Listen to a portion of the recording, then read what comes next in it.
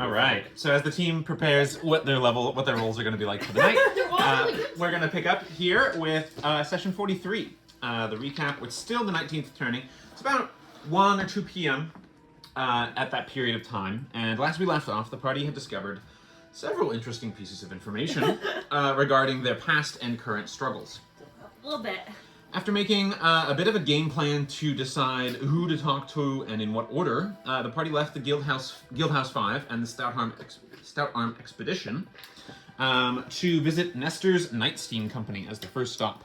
There they met Gidea Fingeltop, the charming gnome engineer who helped exhibit some of the various Nightsteam inventions that Nestor's Co. Was proud of, including portable stoves, retracting hooks, clockwork toys, and various other kind of quality of life and various like skill improvements and technologies related to that. I'm just going to turn the music slightly down. In addition, the team eventually decided to purchase one of those stoves and can pick it up on the following turning. They got a bit of a discount after speaking with the owner, Nestor himself, after you guys asked a couple questions regarding the weapons that were used against you and your caravan. Gidea really explained that they don't really sell weapons topside, but hinted that perhaps a different tune is sung in Upside Town. You guys spoke to Nestor Vanderlee himself, who took the group up to his private study and home atop this flagship store. There the group revealed to Nestor about their attack, about the death of the Cackler, or as Nestor knew him, Alistair. Nestor also recognized Anika's pendant of Iria the Weaver as one of the Fate Redeemed and showed that he was one as well. With lots of questions, the group discussed with Nestor and learned that Alistair was some sort of relation or friend as a fellow Kenku and nest brother or nestmate. It also was clear that Alistair was instrumental in the breakthroughs relating and regarding to the Nightsteam. This was all relatively new technology and seemed quite a few steps ahead of what Solnian intelligence would indicate Shadri has access to. It's also probable, that the Cackler stole some of those secrets from Him? Yeah, from the research division of the Prismere when he was involved with them. Nestor explained that the Nightsteam's weapons were used against the party were sold at the Lunavir Sail Outpost to a man named Kego Redjoy on behalf of Quipcoin Wonderware and the Gasminers Guild. Noticing the possible connection with Folian the Fox, the group was understandably apprehensive, as was Nestor, who explained that such a sale was in fact unauthorized. He then revealed that he is the topside business face of the Kozkeys Nightsteam operation, and said that the Kozkeys leader, Virtuous Vint, would want to directly receive this report about the sale to Folian the Fox. Nestor said that the party could have a chance at finding Vint at the Dionisia's club on the top tier of Second Tower, also known as the Joy Pillar. He gave them the passphrase and some silver threaded feathers to get in to speak to the boss himself. The group then decided to pay a visit to the Whitewaters Orphanage after looking in on Cantifer's now complete repairs. The party was led by Anika, who seemed to feel an unusual tug in the area beneath Worst Arch and was able to navigate easily through the tunnels and passages of garbage in order to get to their destination. The group saw several disturbing sights along the way, from knackers collecting the dead, diseased and dying, to scrap-grafted individuals with badly attached prosthetic limbs. However, with Anika's strange pool, they were able to navigate quite quickly to the orphanage itself. There, they found Amos Eames, the young half-drow teenager of Anetka's Prismere arrest list, and discovered his unique and anomalous ability to discern things via empathy. Amos revealed numerous details and hints about Slate, Renostus, Anetka, Flo, and Tennille in various amounts. When speaking of, they killed his dog, they killed my dog, Amos then experienced a sort of anger seizure, similar to the one the masked vessel displayed when the party had encountered them in Landerhall. Amos's shadowy anger congealed and attacked the party as a quite formidable spirit, and he unleashed magic more or less at random amidst the fight. Navarax was able to subdue Amos, and the party fought off the powerful anger spirit until the matron mother of the orphanage herself came and dosed Amos with some sort of medication, putting an end to his seizure and the anger spirit alike. The matron mother recognized Anika and explained that she was given to the orphanage by her parents in order for them to have a chance at a successful topside life. She explained how she makes deals with individuals who want a chance at a new fate in exchange for exchanging or giving away something that is dear to them. She also implied that she and another benefactor facilitated Anetka's departure from Shadvir thanks to a purchase via the benefactor.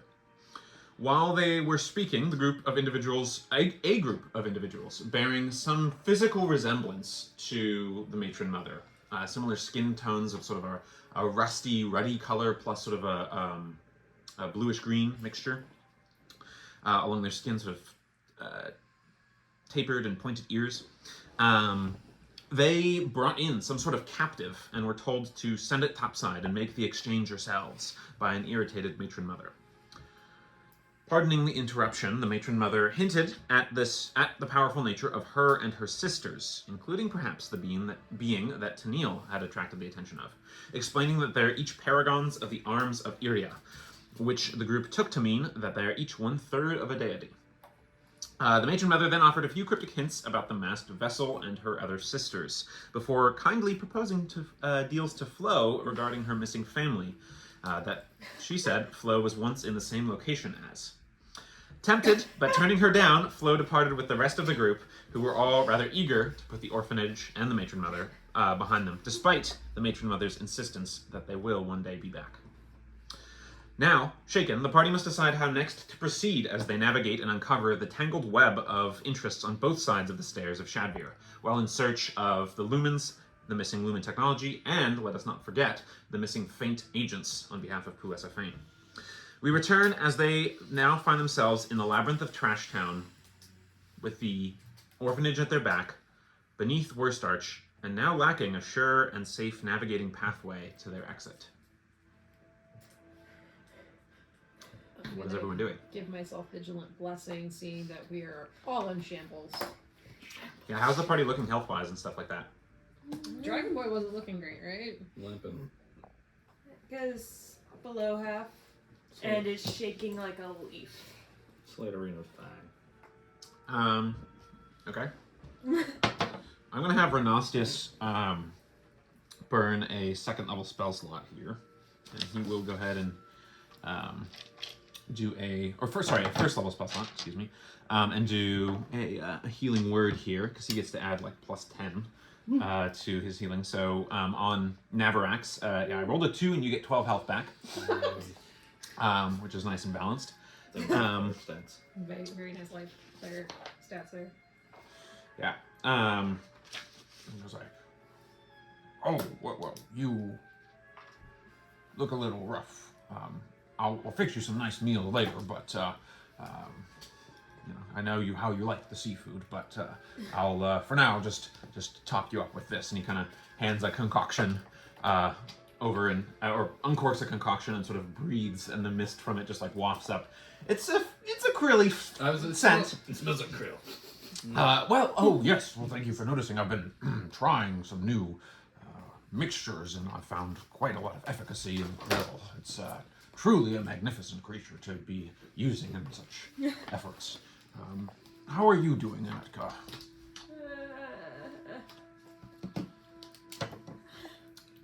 So ignoring the emotional aspect, how are you physically doing? Okay. Ish.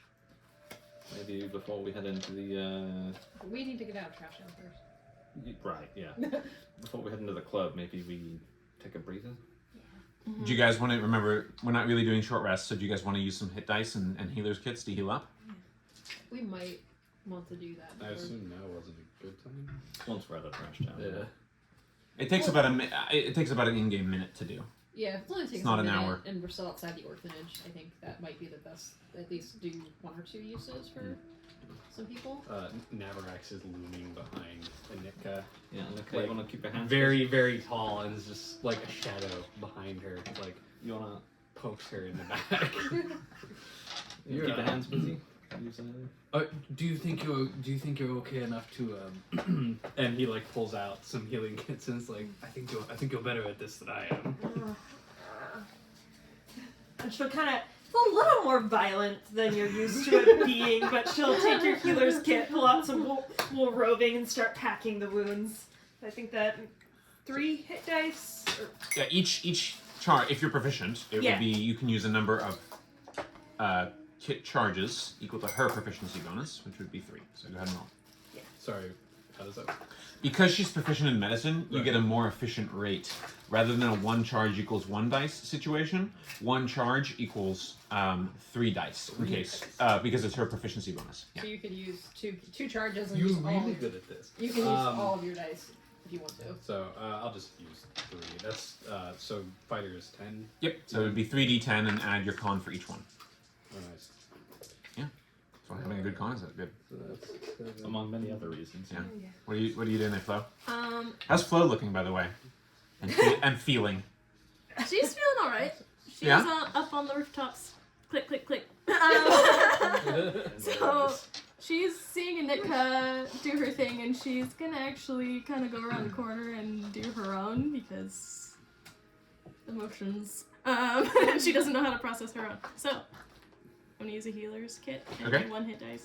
Okay. You can use more if you want, but it'll just be more charges. I'm just gonna do 1. Say, will use 1. Oh. Go for it. Well. Once she's done, like, smacking Navrax with healing, Anika will use 1 of hers on herself, so 3 hit dice. All right. Got 2 hit points back. Oh no! Yeah! You guys take 1 to 5 minutes kind of doing all this kind of stuff. You're doing with Vigilant Blessing. But while they're bandaging up, did you want to do anything in particular? I'm gonna keep an eagle eye out, like just Sure. on a head on a swivel, making sure nothing's coming around us. Make a perception check. Let's see. You know what? I'm gonna use. I have live inspiration. I should use it. I'm gonna use inspiration. Okay. Inspiration too. So. Oh, that's good because that was a 4 and an 18, so that's a 24. Yeah, No, there you sorry, 25. 25. Spicy. Very nice. Okay, so a couple things. It is now sinking in a couple things. Not only the experiences and emotions that are clearly being stirred up, and the implications of numerous pieces of information fitting into place, perhaps. As Felina the player, I'll leave to deciding that. But also, it is now clear that mentally and also magically, it is obvious that Anika will not be able to guide you out of here now. Okay. And so, considering how long it took you to get down here, which was a couple hours, even with her guidance, you're thinking about like, okay, now we got to get out of the worst part of town, kind of situation. You're also noticing that the trash in these piles stacks often 2, 3, even sometimes 4 stories tall and leans inward in many places, making it almost tunnel-like as much as sort of corridors in this labyrinth of trash. You also recall a number of couple of sites that you saw on the way, like what I mentioned in the recap, and certainly there is an amount of concern there. In your immediate vicinity, your immediate eyeline, there is not a lot to detect, but your keen elven ears are attuned to a little bit more of some of the raucous shouting that sounds more or less like violence, screams of pain, things like that, echoing off of different locations, and varying auditory clues as to the nature of the place that you are in. Cool. I'll contextualize as you advance a little bit with that roll, Okay. assuming that you're one of the leaders. Um, The space is about 3 wide for everyone who wants to navigate. So think about marching order. as you guys are bandaging, I'm like looking around. I think it might be maybe 2 front, 2 back, Anika and Renastus in the middle, maybe. Grandpa, can you keep an eye on her? Oh, yes, but I would like to arrange some sort of, I'm a little bit concerned about my, well, an acquaintance of mine in Solney, and would like to arrange a message when the time is convenient. But I agree that perhaps we should navigate upward. The other thing, Tanila, that you're noticing, especially with that role, is those groups, that like group of guys who had like a couple captives between them. There is zero trace of them anywhere. It's not they might have just, who knows what happened to them, but you don't see them anywhere, and they weren't gone like that long. So. Okay. You're also seeing the passageway that led here is a longer corridor of trash, and then it splits into a trio of options. Looking at it, do I remember which direction we came from initially? Make a survival check. Roll well. Okay, and I'm gonna get our marching order I'm here. going to use So inspiration. We got Anetka and Ooh, Renostis that's one in the middle here. Woo! You know Who's up her. front? I'll Navarax. take front, and then And I'll Slate? like punch Slate and be like, Slate, you want to put the rear? Yeah, I'll go up front with Navarax Okay. since I've got a high perception. As he's heading back, Slate will say, in the bad parts of town, you think supposed to and he'll start to loom. Okay. You really feel Just like make you're in a business. make a flat intimidation check, which by the way you can use strength for if you wish. I do wish. This is just for Slate. Unless you, Navarax, do you want to do the same? What's for? He's trying to be intimidating and looming as the back end guy. Yeah. Also, it's 3 wide. You guys mentioned 2 by 2 by 2, but if you want to go 3 wide, you can. Nah, I think we wanted to maybe keep don't light cut. gum it up. Okay. Yeah. Alright, roll well. Yeah. That is well. Alright,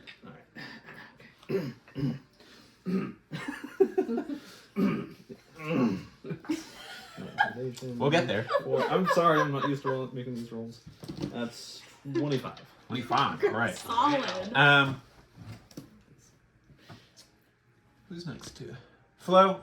Your bestie is looking a little strange. You almost see a secondary specter of his shape looming above and moving with him. But this secondary being also, you notice, it's not quite humanoid in shape. You just feel another presence. It's not like you see, I should say, you're not seeing, but you're like feeling another presence that's like looming around him. You've never felt him so intimidating. You've never felt intimidated by Slate before. You've been besties. Yeah. And now it feels like he is ready to start paring down the living in the world. Like he is ready to be like, yeah, he is not someone to be messed with. You also notice that there seems to be a shifting around the back of his neck, base of his skull area.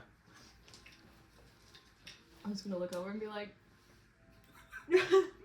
well, dang, bestie. For a brief second, Slate will break the facade, wink at you, and then go back to being intimidating.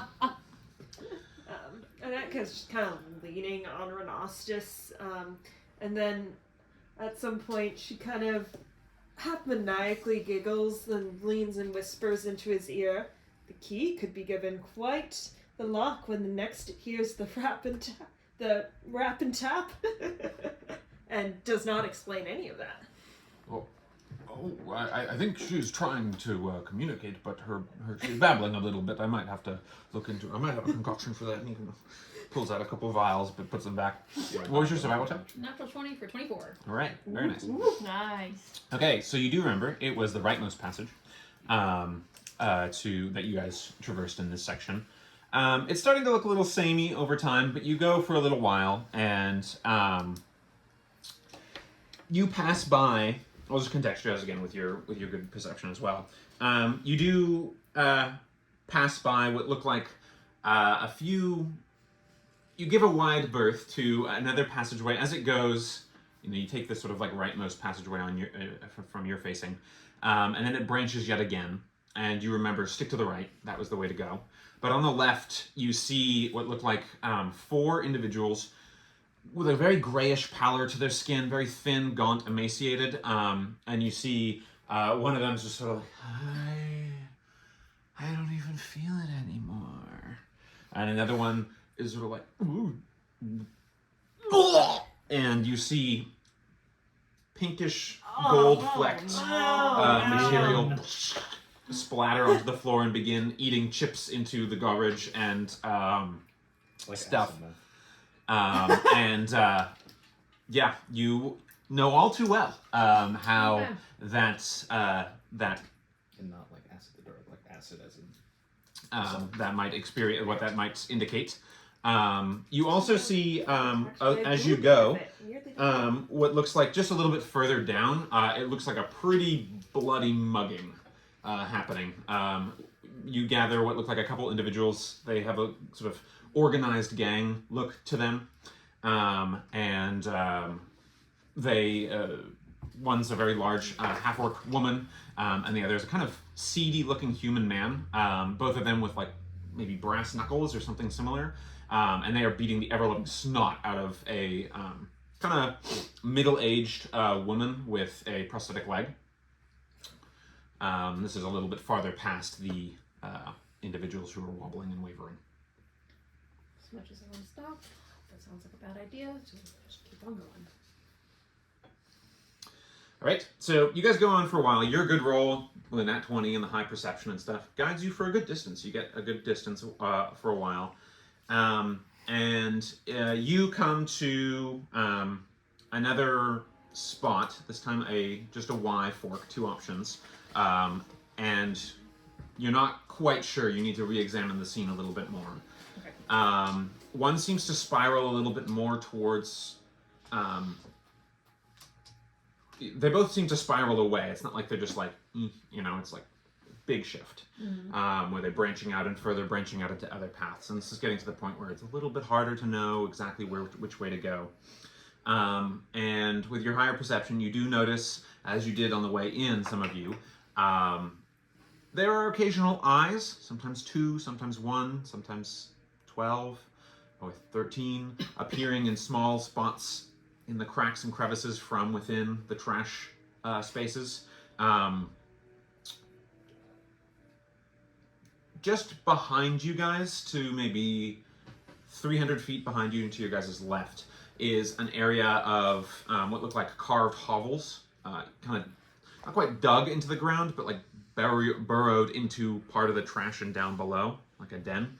And there were some individuals kind of huddled there and stuff, but with Slate puffing out as much as he did, they didn't even, like, that jaw is so chiseled, they didn't even want to approach.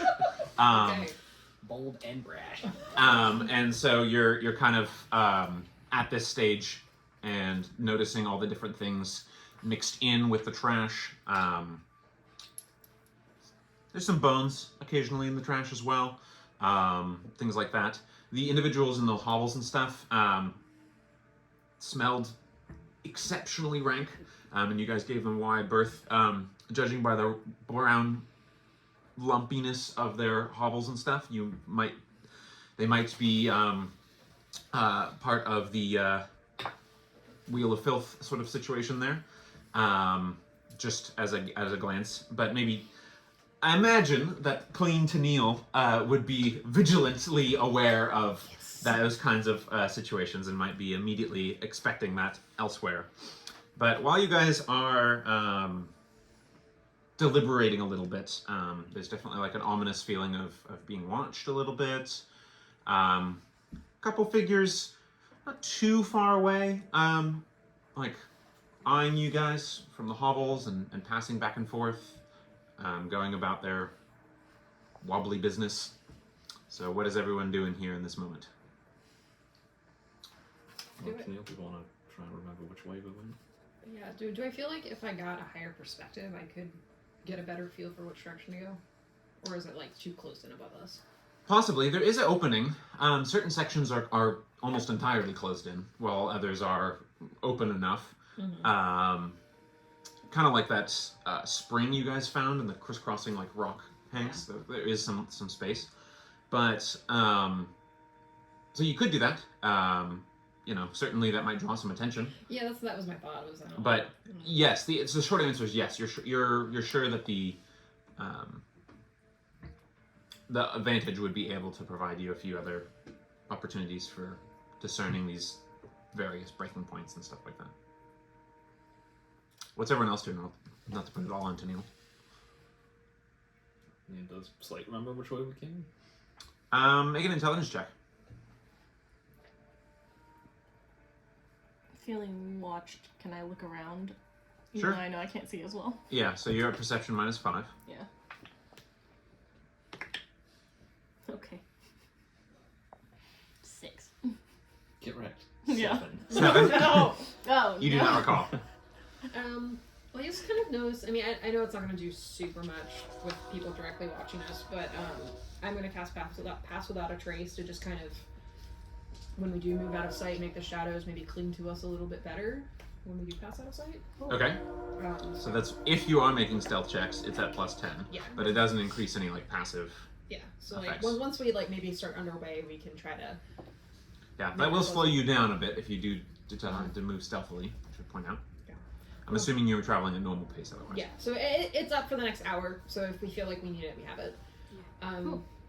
Because just almost like feral in sadness, and it's just like looking around, just trying to give as much "don't fuck with me" energy as she can.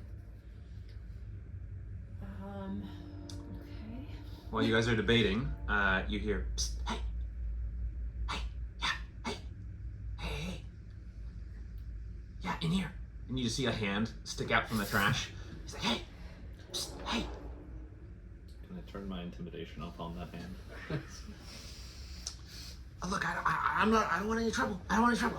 And you notice he's got sort of the darker purplish gray skin of a drow, or at least half drow. Like, hey, you guys don't look from around here. Maybe we can help each other out. I don't want any trouble, but it seems like you maybe need to get out. Tail's ignoring it.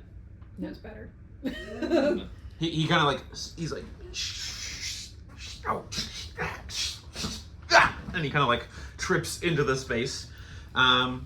This is an individual of drow heritage, although he doesn't have the classic like white-ish hair of the drow. Or if he does, it's brown now. It clings a little bit, very greasy, oil stained and bruised. He looks like he's got maybe a bit of a busted lip that's kind of in the process of healing. He's got a satchel around him, and he's like, hey, sorry, I should have introduced myself. He's like scratching kind of a lot. I'm Gundry, Greasefinger Gundry, they call me. I'm good, you know. Anyway, you're looking a little beat up, and I might be able to help y'all. I'm just saying. Does he feel like he actually wants to help us? Go ahead and make a insight check. Fair exchange. I mean, we all get what we earn back down here. Actually, can I do it? I get advantage. I'm up in front anyways. Sure. You both can do it. I just kind of have my like spear out, just kind of like defensively sizing him up. I guess I'll help you out. Just a 10. I'm just he seems interested. Clearly, he seems like he's expecting something in return. He's like, look, maybe we can help each out. I got a screaming deal on some good items.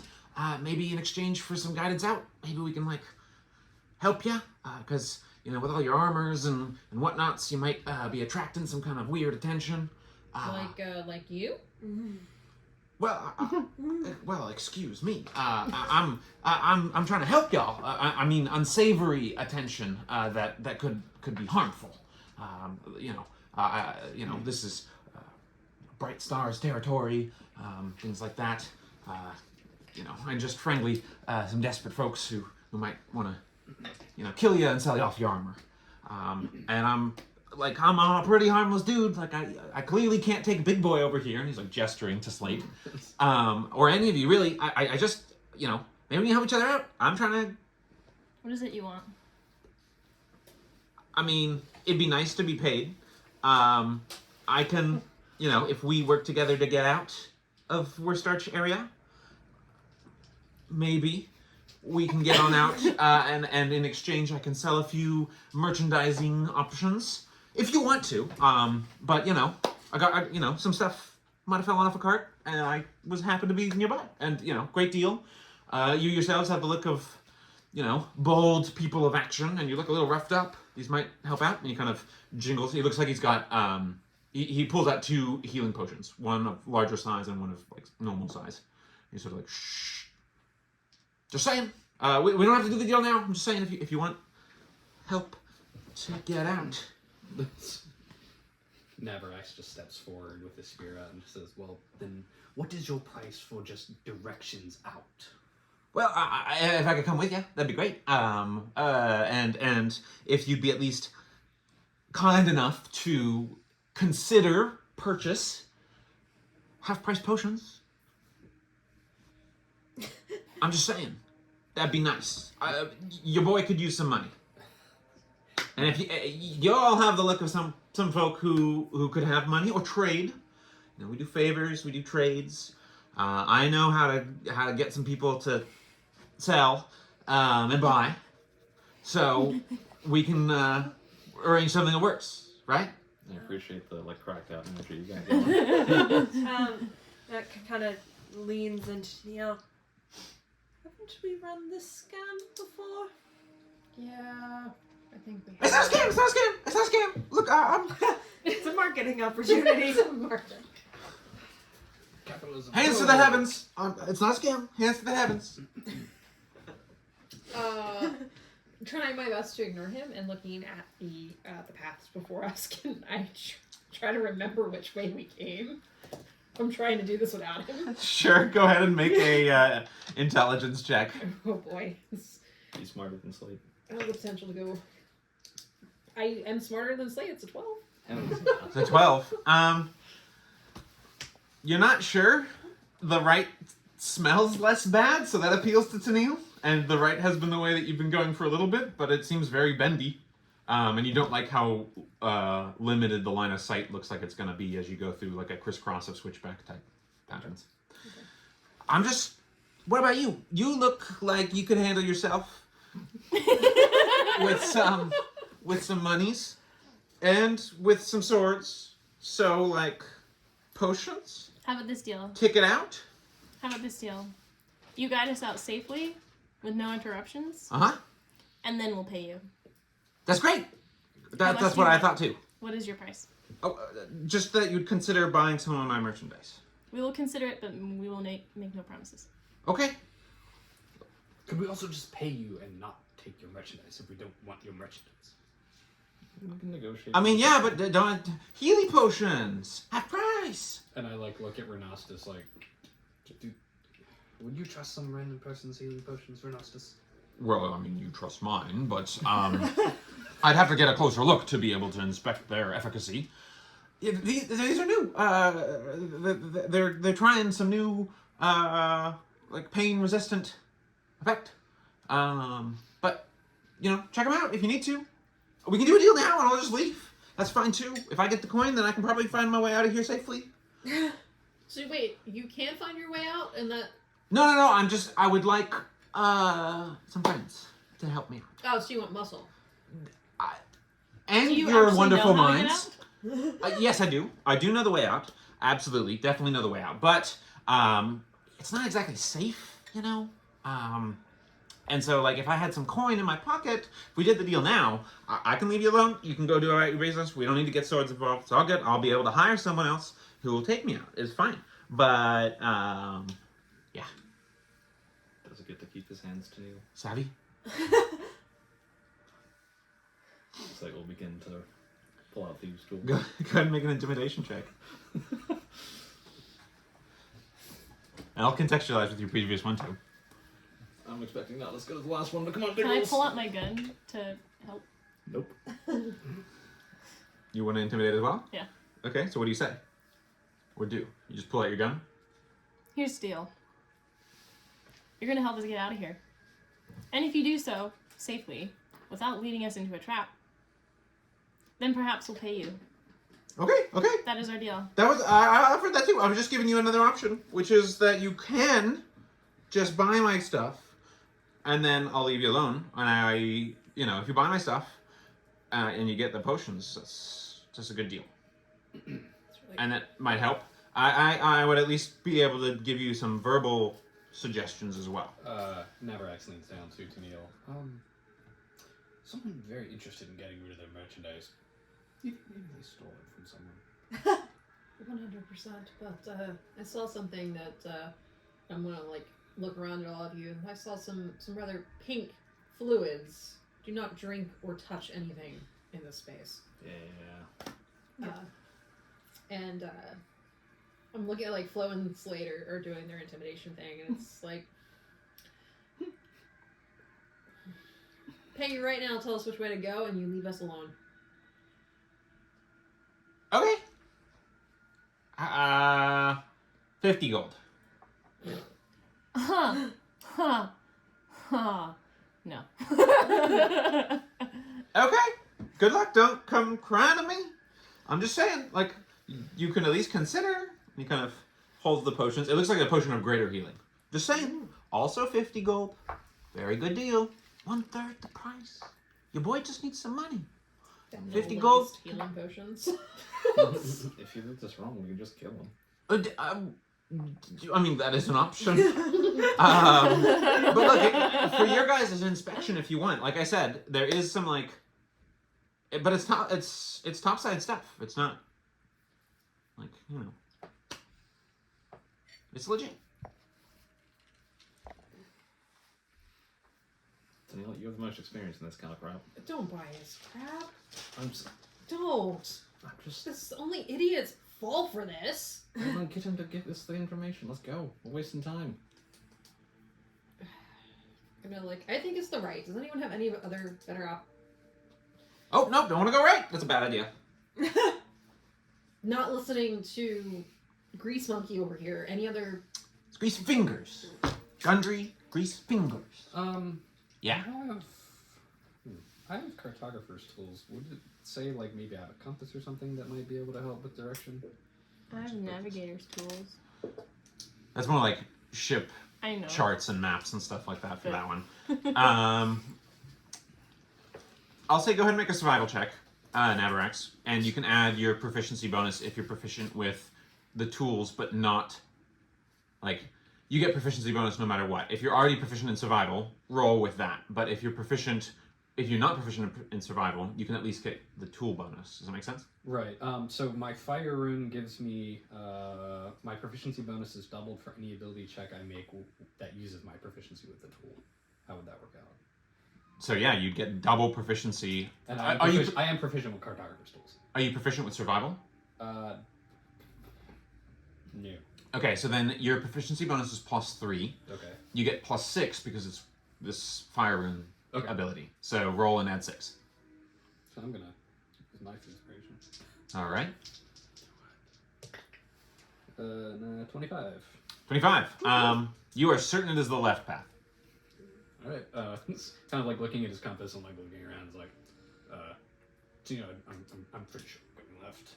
Yep, left's the way. I can keep helping you though if you want. See, I told you not to go right, so that counts as my help.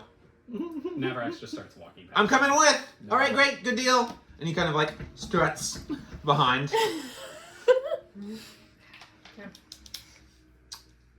How far behind is he? He's keeping his distance, like not within arm's reach. He's about 15 feet. Okay. So we'll use this as his model. This is one of the drow models that I have. It's not particularly indicative of his state. His Grease Monkey. His Grease Finger. Yeah. Or his stank, yeah. He's like, oh, it's so great to have helpers to make sure that we get out of here well. Yeah, this is great. I'm All gonna, right. like, pull out a hand, stop Navarax. If you do not shut up, my dragon friend is going to rip you limb from limb. Okay. The runes on my beard kind of like flash briefly. Yeah, shutting up right now. Continue, Navarax. Marching along. Okay, go ahead and make a perception check, someone up there in the front, to navigate some of the situation. I will do that. Big rolls. Let's see it. I will use inspiration from my last roll. Oh no, that's not big rolls. Oh no. It's a 13. 13. All right, go ahead and roll a d6 for me. Oh no. Oh, baby. Nice to make sure my things are extra secure and I know exactly where they're at. in case someone You guys was had in. mentioned something like that at the Okay, start cool. before you come Just in to here. make sure so, that actually happened. Yeah. What was your total? You got a 3 on the dice, but what'd you get on your perception? 13. Okay, so at one point, all of a sudden you go to like, you turn and turn and turn, and Navarax is like looking at his compass and stuff like that, and kind of weaving around and navigating a little bit to help make sure. And at some point you hear, "Ah!" And all of you just like stop, and Gundry just like bumps into Slate at the back. Uh-oh. Someone's gonna die, and it's him. He's just like, oh, whoa, why am I stopping? Can I see if he stole anything? Sure. Go ahead and make a perception check. Or so that'd be more like survival. Survive it. Honestly, the exact same. So. No. 20. Okay, you catch him with his fingers near your purse. We left, I thought we left our purses. What? Loot my dagger pouch, because we left our purses. Yeah, okay, dagger patch. He is slipping a potion into your purse. So I will put him, It's a gift. It's okay. I just wanted to be thankful. I just wanted to be thankful. I'm a thankful guy. Please, lift him up by the arm I got him by. please. So why exactly do you want to get rid of these so gosh dang badly? Just be honest. I'm gonna I poke took a it sword from the just into his side. I took it from the Bright Stars. Bright Stars, they're not gonna be happy. Okay. And you're a big strong dude. They won't. You know. Who if- want the bright stars? You are the Bright Stars. You're not from around here. They're like all the bad version of the Coves Keys. Super violent. They run all the drugs. They don't follow any of the rules that Coves Keys lays down. Not nearly as nice. They've been pushing stuff and selling potions. Do they mark their potions in some capacity? How would they even know you took them? Well, I mean, yeah, they do mark them on the base of the bottle. But yes, but they're trying to I'm not boost letting up. you go. They're trying to boost up their. They're trying to boost up the military presence. I think that's why they're trying to mass produce potions, or buy mass steal potions, get a lot of potions to the people, so that they can face down the Kovsky and win. Oh. Can I be let down now? My arm's really hurting. You're like pulling it out of its socket. One last I thing. have them up. What? You hear like he is urinating himself. I'm Oh. glad he's you know. Oh no. It's just like a defense mechanism. I'm scared. Is there a marker on the bottom of the There mark is, on the yeah. bottom? It looks like two overlaid stars with a slash between them, like cutting through it. I'll let him down rather than drop him. Thank you. Don't appreciate being manhandled. What? Don't try and pickpocket me. I wasn't a speaker. I was gift. I prestidigitate the soy lane of his pants so we don't have to We smell probably didn't even notice a difference. He's covered in like. it. I mean, no, but it just bothers Tennille. Well, he just does it a few times. Well, keep your magic away from my crotchal region. We had a copper for every time we've heard that. Honestly. Sounds like you really know the whereabouts. What? Sounds like you really know the whereabouts of these people. Well, they basically own Worst Arch. Aside from the Coast Keys, one outpost there, and the Knights, and then the Where's Guild that? House. Where is their outpost and guild house? The Guild House is the big central tower. Just like points directly up. On your way up, the big central tower with all the big inflating gas bladders and stuff. That's the Guild, Gas Mining Guild tower. Okay. And then he points to that one. That one's and it's the easternmost of the Worst Arch buildings. That was the Coast Key outpost. They facilitate exchange. The gas gets mined and put into canisters, carried over to Night Steam Pressure Refinery on the East Arch side. That's all I know. The rest is pretty much owned by the Bright Stars. I think they used to be part of the Kovskis themselves. Still got the ID tattoos and everything. They flaunt them. Would we have seen the ID tattoos at any point? You have not yet. Well, let's keep walking. Also, do that again and you lose your hands. So. Okay, did you want to keep it or? I mean, you have it and you're keeping it. He put it in your pouch. I thought I stopped him in time. It's just a potion. You checked the bottom too. You had it in your hand. I thought it was in his hand. I was holding it up like that kind of thing. Okay. Well, I'm gonna say you have it in your hand, so you can decide.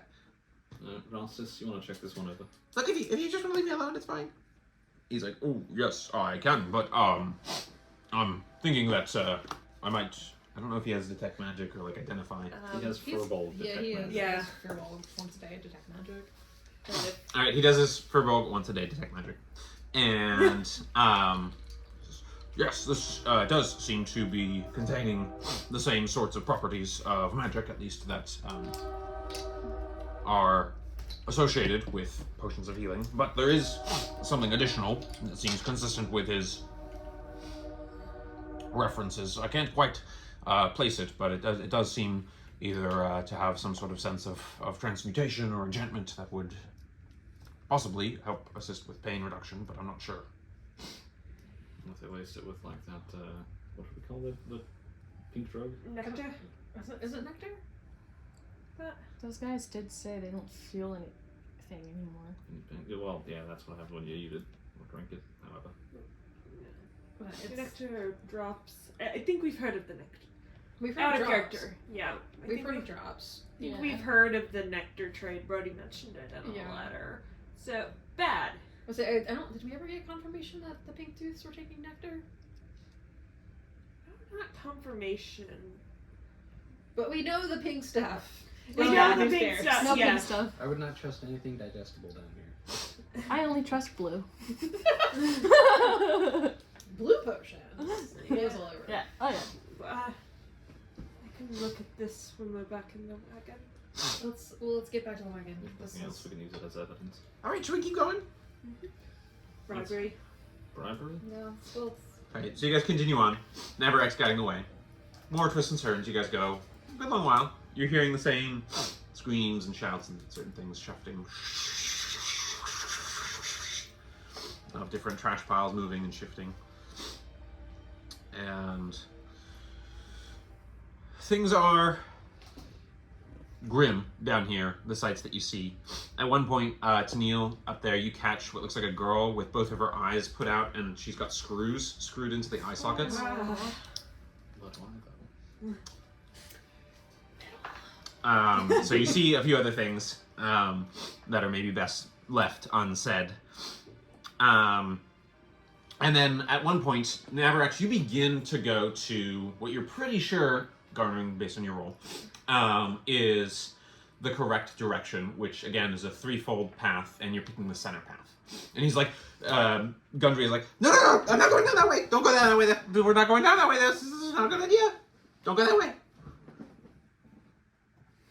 Why? Bad stuff down there. Bad stuff. You don't want to be grabbed. Bad dice. Be There a way around? specific.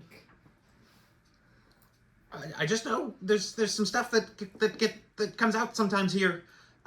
It's not too far from the lifts. True. I mean, you're right. That's like closer to some of the lifts that might take you up. But every now and then, people come over here and they disappear. They get dragged off. People talk about stuff that's been like stitched together or something. I don't even know. But don't go that way. It's a bad idea. Like I don't know, man. Okay, left or right? Right. You sound very sure. I am very sure. Insight Also- check. Yeah. Go ahead and insight check. I want to insight check the center path that he was talking about. Go ahead. You can roll that. Get 15. closer. Okay. The knackers, they always come down the middle path. 17 for me. 17. He definitely is afraid of going down the center path. And he is pretty sure that the right path is... Like, you're pretty sure that his direction is where he intends to go. He's like, I'm going down the right path, whatever you do. If you want to go to the center, that's your problem. It's not mine. I'm gonna go. do we trust what? The tweaker. I mean, do we get the feeling that the knackers would give us trouble? They didn't when you saw them before. Like, you saw Right. them on the way in collecting bodies. Right, like we're not their target. They were the bodies that they were collecting were either dead or like on death's door diseased people. So no. Okay. I mean, we're kind of pressed for time. Whatever, go down, I'm going by! And he just like books it down the right path. He's missing 2 toes, by the way, Which ones? Oh. on his left foot. Like the middle 2. I feel like, I mean, clearly there's something down there that upsets him, but it might not bother us. But in the same vein, he could be leading us into a trap. I mean, we didn't have a whole lot of trouble getting to the orphanage in the first place. I mean, if you're confident that this is the right way to the lifts, I say we just go. How long have we been traveling since I cast Possible Entries?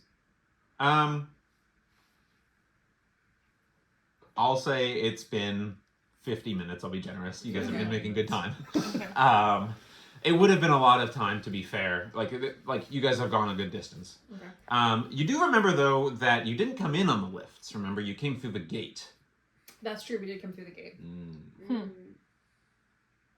I mean, if we didn't come, I mean, it's, yeah, the lifts are not the problem because we're not going up. We're going back to Cantifer, and he's down on the ground.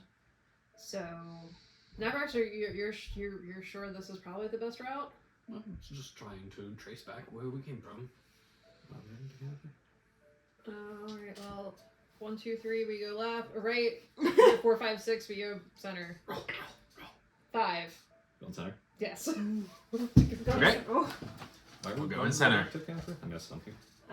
To get, To get ready for the party. we're going to the club. Yeah, because we didn't put our fancy clothes on and immediately go into Trashtown. Yeah, so that's where we drop our money and stuff. Yeah. off, too. So you guys begin down the center path. Yeah. Yeah. All right. Did you guys want to stealth?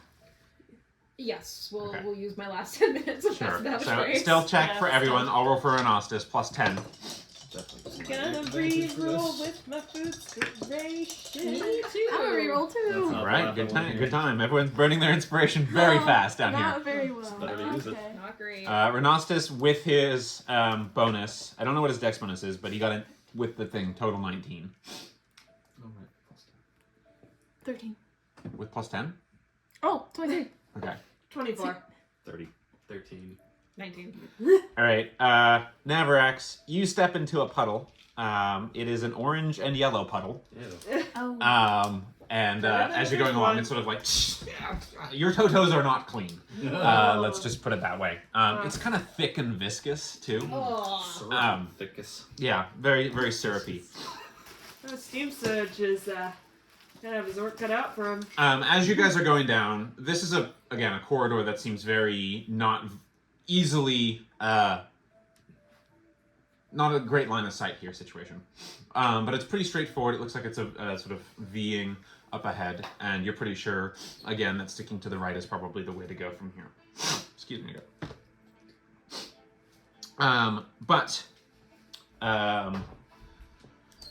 Go ahead and make a perception. You guys are all otherwise moving rather quickly, or rather stealthily forward.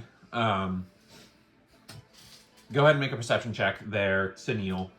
Navrax, I'm going to say you're too focused on what you just stepped in to really help here. Roll set of 14. 14. Okay. This is a beat. You guys continue on. For a little bit, you get a little closer to the V path.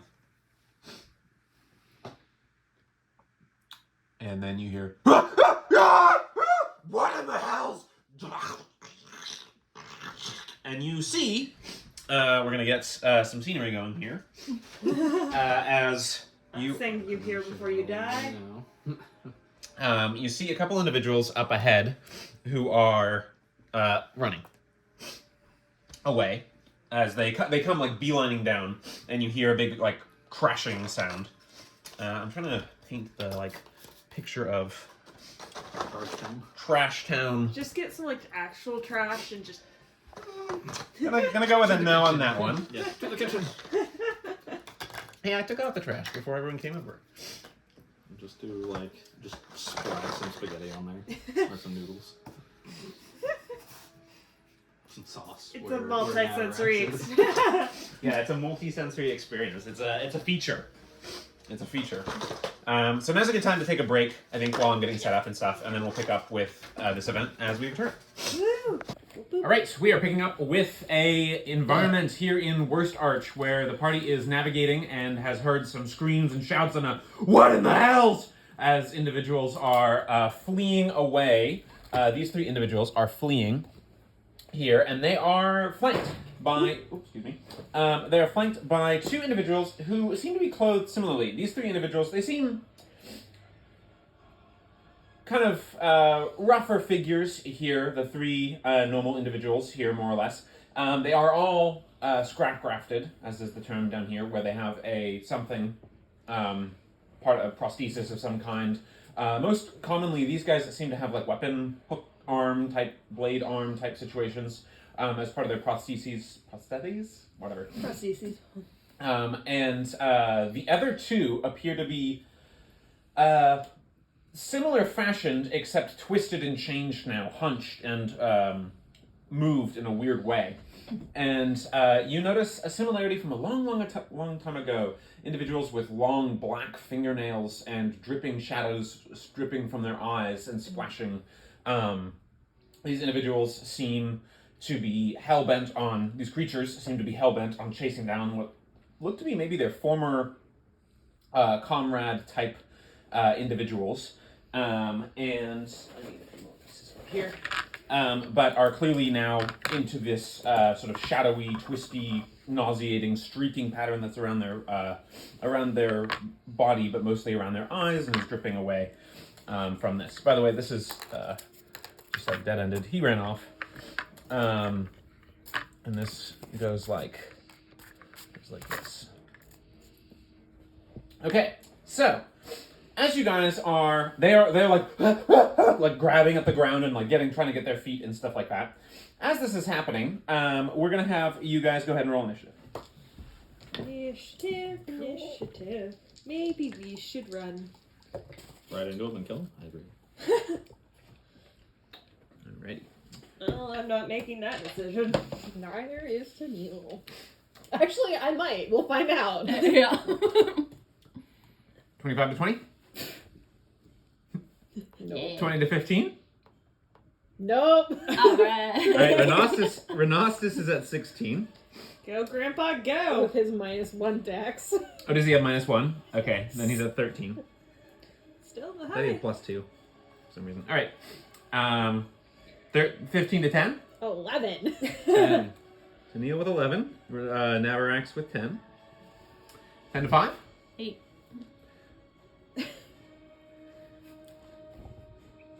How'd you do? 3. How'd Not you do? 1, by the way. 2! Oh, no. That was just a 2. Slate with a 3, and Netka with a 2. Okay, so top of the round. As you guys are getting Did to, not us. as you guys are getting around to seeing this scene and just like what the, all of a sudden from an angle shooting through the trash, almost like a meteorite crashing through, you see an individual, winged with bat-like wings and like tentacular scythe-like arms, pinning down another one of these individuals and just almost vampiric-like biting into their neck. So I'm going to go ahead and make an attack roll with advantage to do that. About to see some violence. You are indeed. As the individual did indeed hit, and they got to make their save, which they failed. So gleeful damage. So in front of you guys' in front of you guys' eyes, it's only okay. So 9 of that. Oh yeah, big times. Okay, so what happens is you see the individual crash down, and what you see is where their arms are cut off, and it looks like they have stitch marks made of a shadowy thread, and then that's where the tentacles kind of come out from, and the scythe-like arms, which pin down the creature. And then similar deal with the wings. They look like they are grafted on or stitched on deliberately, but they seem to drip with that same like eye dripping and darkness that you guys have become somewhat familiar with now. But yeah, this individual just like crashes in onto this dude and bites him severely. And as he rips away, you see that this individual becomes, I just threw him into the garbage, I guess, becomes Already in the garbage. Similarly as the others. Oh, So, don't love that. Instantly gets turned rises and the like eyes are all dripping shadow. Where the neck bite is now like a shadowy vein pulsing material. So it did that and used half of its flying movement to do so. Upon noticing your guys' presence, which it would do, it is going to fly over the other half of its movement over to, this thing is fast, and is going to go ahead and make a couple, let's see, it's got one more tentacle attack and a slam attack onto good old Navarax here. Good old Navi. Alright, so Navarax, tentacle attack against you. That's going to be a 25 to hit. What do you think? Prognosis, it hits. I don't think anything rolls under a 20. Not often. I need the right tokens. Those are not the right tokens. Okay. 40 damage plus a con saving throw plus... No saving throws. You just automatically grappled by the tentacle scythe effect. There it is. Finally. Jeez. All right. Navrax is into that. Knives into tentacles. Good to know. Good to know. All right. So you're instantly only. All right. All right. Could have gone without that, but all right. He said, not me. If only Cat was here. All right, so you take 8 bludgeoning damage. You feel this thing is strong. The body, the basic body, is like one of the guys down here. Not the same group, maybe. Looks a little older. Got a long, like scraggly, unkempt beard. But yeah, clearly amputee, double on the arms, plus what looks like a section that was like carved or scooped out of their back, and then these things were stitched onto them as a result. Right, and then he's got a slam attack against you, which is going to also probably hit with a 23, and that is going to be, ooh, that's hot garbage. That is going to be a 7 points of bludgeoning damage. So yeah, it screamed in, did that, and that's its turn. As that is happening, the haunt creatures are going to close in on these other individuals and begin to attack them as well. So, what was that? 2 on one, 1 on the other? Yeah. Right, so 2 on the first guy. They're clawing at him. Alright, so one of them hits, and that is going to do... Sorry, this is just me, but... We rolled like hot. Yeah. So you actually see this guy seems to resist some of the effect a little bit, but his skin begins to like rot and sallow, and he's like, ah! And you can see some of like the where it touched him, as well as like parts along his neck and near his eyes. Like you see vessels bursting and like blood spraying out. The other guy, he quickly like shifts away, and the creature sort of lunges and misses. The remaining one on the other guy does hit. He needs to make a save, which he fails, and.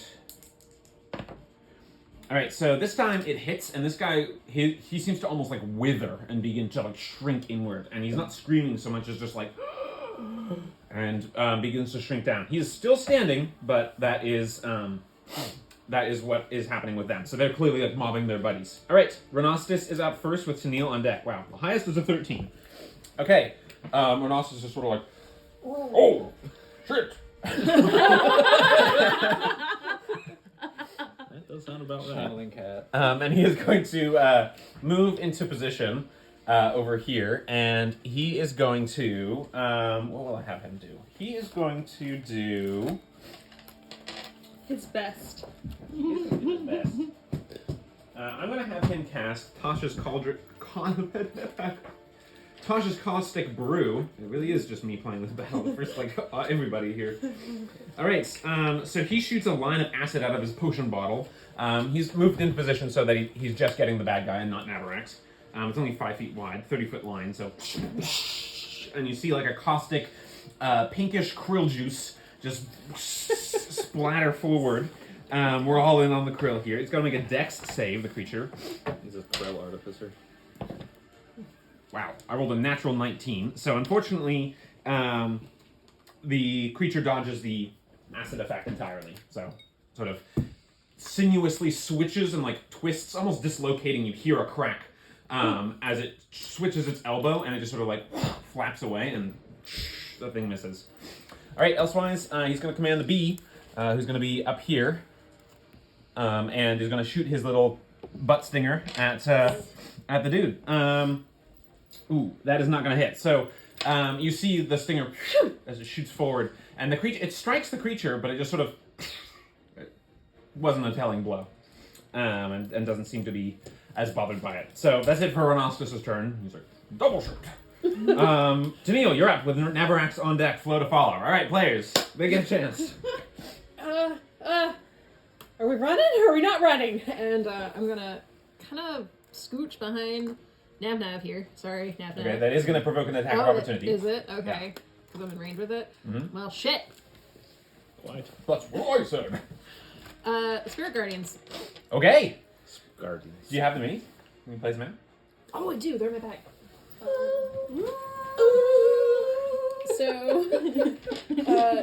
So out of the fetid wasteland around us, some mist starts to. Oh, I have a potion. I don't think I have that potion anymore. I need to give that back to Cat. Sorry. Okay. I like to think Tennille's like searching and I have a potion. Well, they're not mounted, so there's one of them's just gonna kind of chill. Out of the like weird mist, it starts to kind of like coalesce around his feet into these kind of looks like Butterball, but a little bit scarier. They've got owl faces and they're hunched over a little bit, and they're kind of just like. It's a really odd gait. It's actually a little unsettling right now. They're just kind of walking around him, and I will designate my friendos. So there's one of them. There's no out the one friend. Okay. Whoa. And they extend how far away from you? Ooh, it's 15 feet. I believe it's 15 as well. It's 15 feet. Yeah. Okay. Yeah. So they appear. Ooh. And yeah, so that's difficult terrain as well as a test at the start of the turn, if I'm not mistaken, right? Yes, the start of this round. Actually, put it over here. And they're like very Wan Shi Tong kind of like. Got it. It's a really cool owl, but this is a terrifying Nicholas likes owl. that. Yeah, I do. They're You can leave those here also if you want. I'll mount them on bases. Okay, thank you. Well, it's got the little like mini. Yeah, but it helps to have an actual like square or circle Right. base to have them on too, because then if you're picking them up from the points, they can fall into pieces. All right, so you put that up. Anything else on your turn? That's all I can do right now. All right, Navarax, you are grappled by this thing, so your speed is 0. 0? Yep. As opposed to half. Nope, you can't move at all. Okay, interesting. You're being held in place. you're being held in place. That's fine. So I just kind of like shock like hi, and his runes flare up, and he uses his bonus action to get large. Lord. To get large. Get large. Heck yeah. Okay. Your inner Balthier and hugged it.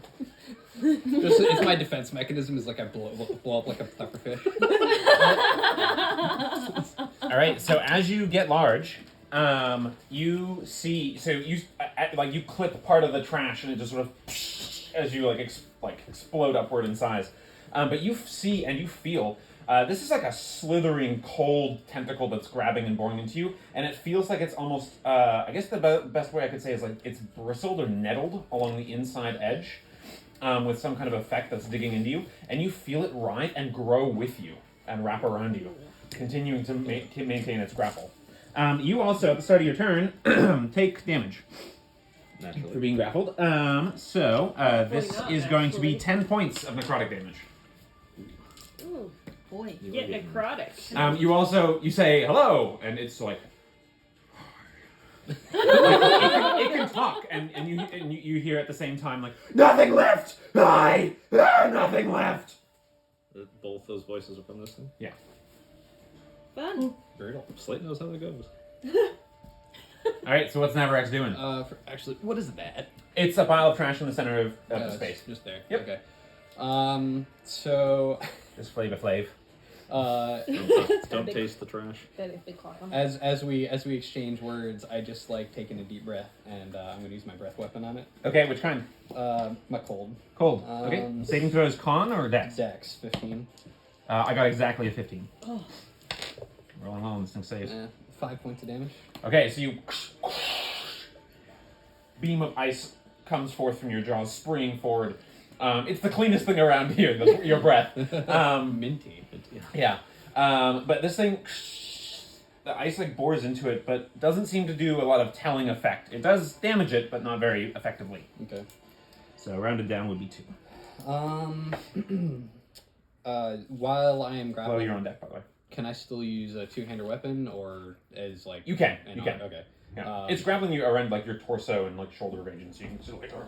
Gotcha. Then I'm gonna take a halberd strike on it. Yeah. If I recall correctly, you have disadvantage on attack rolls against things that aren't it, but I need to double check that. So let me double check that really quickly. Okay.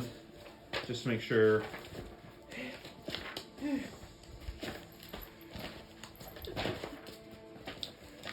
This intense music is not helping my pressure for flipping these pages quickly. You're doing great. Thank you. You got it. We're all waiting on you, Nicholas. I know. Thank you. There it is. Yeah, I was correct. You have disadvantage on attack rolls except against the attacker. Okay. Yeah, and your grappler can drag you and carry you. 13. 13 does not hit. Okay. This thing sort of... It's way faster and stronger than, like, a street dude should be. Like, obviously this thing's... Whatever its power source is for these limbs is just, like, boosting its capacity out the yang. Scientific term? That is a scientific term. You're welcome. Can you keep this within the yang, please? And that'll be my turn. Okay. That's it for Navarax. Flo, you're up with Slate as the next player to act. Okay. Can I hop up these trash piles? You can attempt to. It's not a freebie. Oh. It's an unstable... They represent a whole bunch of unstable trash. So you can attempt to hop up there using an acrobatics check. Okay. You might sink in. You might. Really? Would you like to try? Oh. Yeah, I'm gonna look for sturdy things. Okay, acrobatics check, go. Big rolls, big rolls. 10? Okay, I'll say you get here, and you're there, but you start to sink. You're like sinking in. Dang So it. it's like ankle height. You're like... Do I have enough movement to try and hop down off? Sure. Okay. So, Can I go into stealth behind Slate? Slate? Sure. That's a bonus action for you, so go ahead and make your hide check. Or stealth check to hide, excuse me. Big rolls. Stealth it. 17. 17, I would say behind Slate, behind Big Boy Dragon Boy, you don't particularly feel like the area of focus for this thing. Okay. I'm then gonna pop out right here. You have used all of your movement. Oh. I can't, like... To jump up and then jump back down while you were in that, you have used all your movement. Did you want to do something different instead? Like dash for more positioning? Or would you rather stay stealth? Would she have like a line of sight on it? From my angle, it looks like she might. If it's up on. It's Dragon. one arm is like extended 8 feet out now and is wrapping him. I see. It's not totally engulfing him. So yes, she has a shot, but Tennille's in the way, so that's going to be like disadvantage if you want to just shoot. You could deadeye it. Well, that's what I wanted to do, but I was gonna do something else. Instead of stealthing, can I just dash to get a better position since the trash didn't work You out? could. One other thing, I don't want to tell you what to do, but this, just so you know, this is an option. When you attack from stealth, you have advantage. That's the I benefit know, that's of what that, I was right? trying to do. Which cancels the disadvantage. So it'd be a straight roll. Okay. Oh, And then you can apply Deadeye and make it advantage again. okay. Because a disadvantage and advantage cancel, and then you The bring a thing new is advantage I into the wanted to see equation. its jaw, specifically. You wanted to study it. No, So I on a wanted food to shoot its jaw. Okay, so then that would be disadvantage again, but if you added Deadeye, it would be straight roll again. That's what I want. So you want a straight roll on his jaw. Yes. Okay. Economics. You can do it. You can do it. I can see it from there. Well, as I said, with disadvantage, yes, but Oh my stealth gosh. adds advantage, that cancels. Disadvantage to shoot a particular spot, but advantage, that cancels, so it's two Straight sets. roll. Straight roll. Straight roll. Go for it. Alright, we got Rogue there. life. Big rolls. Big rolls, let's go! 21? 21 does hit. Yeah, that's a big roll. Alright, so it's a sneak attack shot. Because you're attacking from stealth and you got a friend within Yeah. 5 feet. Well, I was... Did I clarify that I was trying to do, like, a specific damage? Yeah, you're trying To to a strike. damage the mouth. Like, I'm zeroing in on that target. Yep. Okay. That is That was understood. included. That is Cool. understood. Yep. Just double checking. Oh yeah. When you consider your check And I doubled. do get sneak attack. Mhm. So you said, Yeah. okay. So I'm Alright. not going to consider this a critical hit, but it is targeted attack for the creature's Jaw. mandibular area. Quite. 12 points. 12 points of damage. Okay. And this is from what? Her Gun, right? Pistola. Okay. So you fire past Tennille. You feel a brush of your hair and like just past your ear kind of sound, and it shoots from under Slade's armpit, basically, like steady. And it just like past Anika, past Tennille, into this creature's jaw, cops it on the chin, and you see it sort of, and you actually see it parts the flesh and rips a good piece of it out. Its jaw is still attached, but you see where it went through. And you see a shadowy underbite, something still underneath there, gnashing and mashing as well. Dang it. Okay. So it's full damage, but you get the sense that even if you blasted this thing's jaw off, like, whatever this is, underneath is also there. It can still bite. Possibly. Oh, dang it. One way to find out, but... like 2 jaws. yeah. Easy. Good job, Miss Flo. Alright, anything else from Flo? I think that's all I can do. So. Alright. Okay, so the bandits' turns. They're going to turn and fight now for their lives, because they can't get away. Would they do that? They're going to just try and run away, actually, and provoke attacks. So this guy's going to do that, and this guy's going to do They that. can't disengage. That is a good point. They will disengage. So they're going to disengage and run this way, and you hear them, they got Jimble! It's here! And they're just like freaking out about the situation. They really don't know what to do. But yes, they disengage successfully against these things. So that's it for their turn. Slate, you're up with an Echo on deck. Oh, okay. I will. Room to move around. Yeah, I think you get around. Yeah. Also remember, I looked it up. We did this last time the wrong way at the orphanage fight. That was my bad. You can move through friends at will. It's difficult terrain to do so. Okay. I would be wanting to move, I guess, 10 feet. So I guess next to the owl mini. Okay. And I will. What do I have? Is it The Mao. my halberd? The Mao. Okay, so you're gonna halberd it. I like what Flo's thinking, but I do see my dragon friend currently being garbled, and a nice tentacle just sticking right out in front of me. Okay, so you're attacking the tentacle. So just through the tentacle. Okay, so disadvantage to attack specific body part.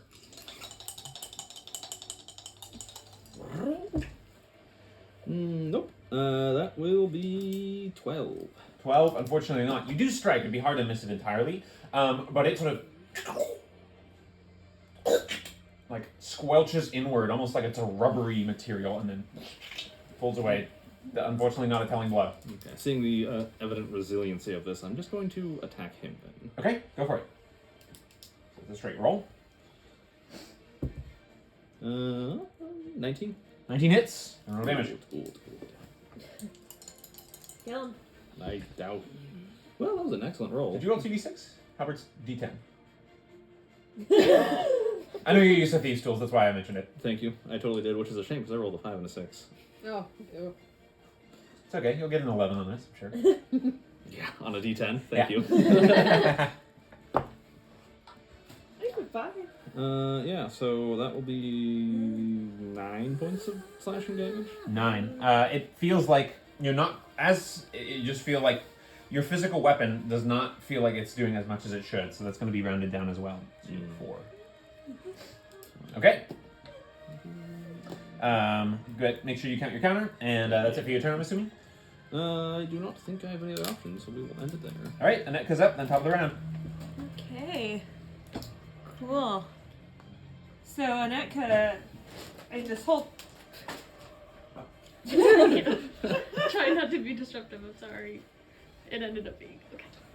she's just been very distracted this whole time walking, and now even with the fight, she'll kind of look, kind of walk away, and she'll go towards Flo, and she'll grab her arm, and she hasn't mostly not spoken, but you'll kind of hear her speak a spell. Your back kind of feels weird. Then you look, and you have sprouted a wooden framed set of wings with knit cloth stretched over.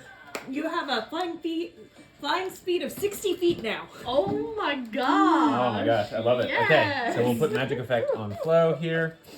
Man, So many That's flyers so in this game. cool. Well, you'll be able to keep up with it. Of last Yeah, and that's the last one. Yeah, dude. All right, very cool.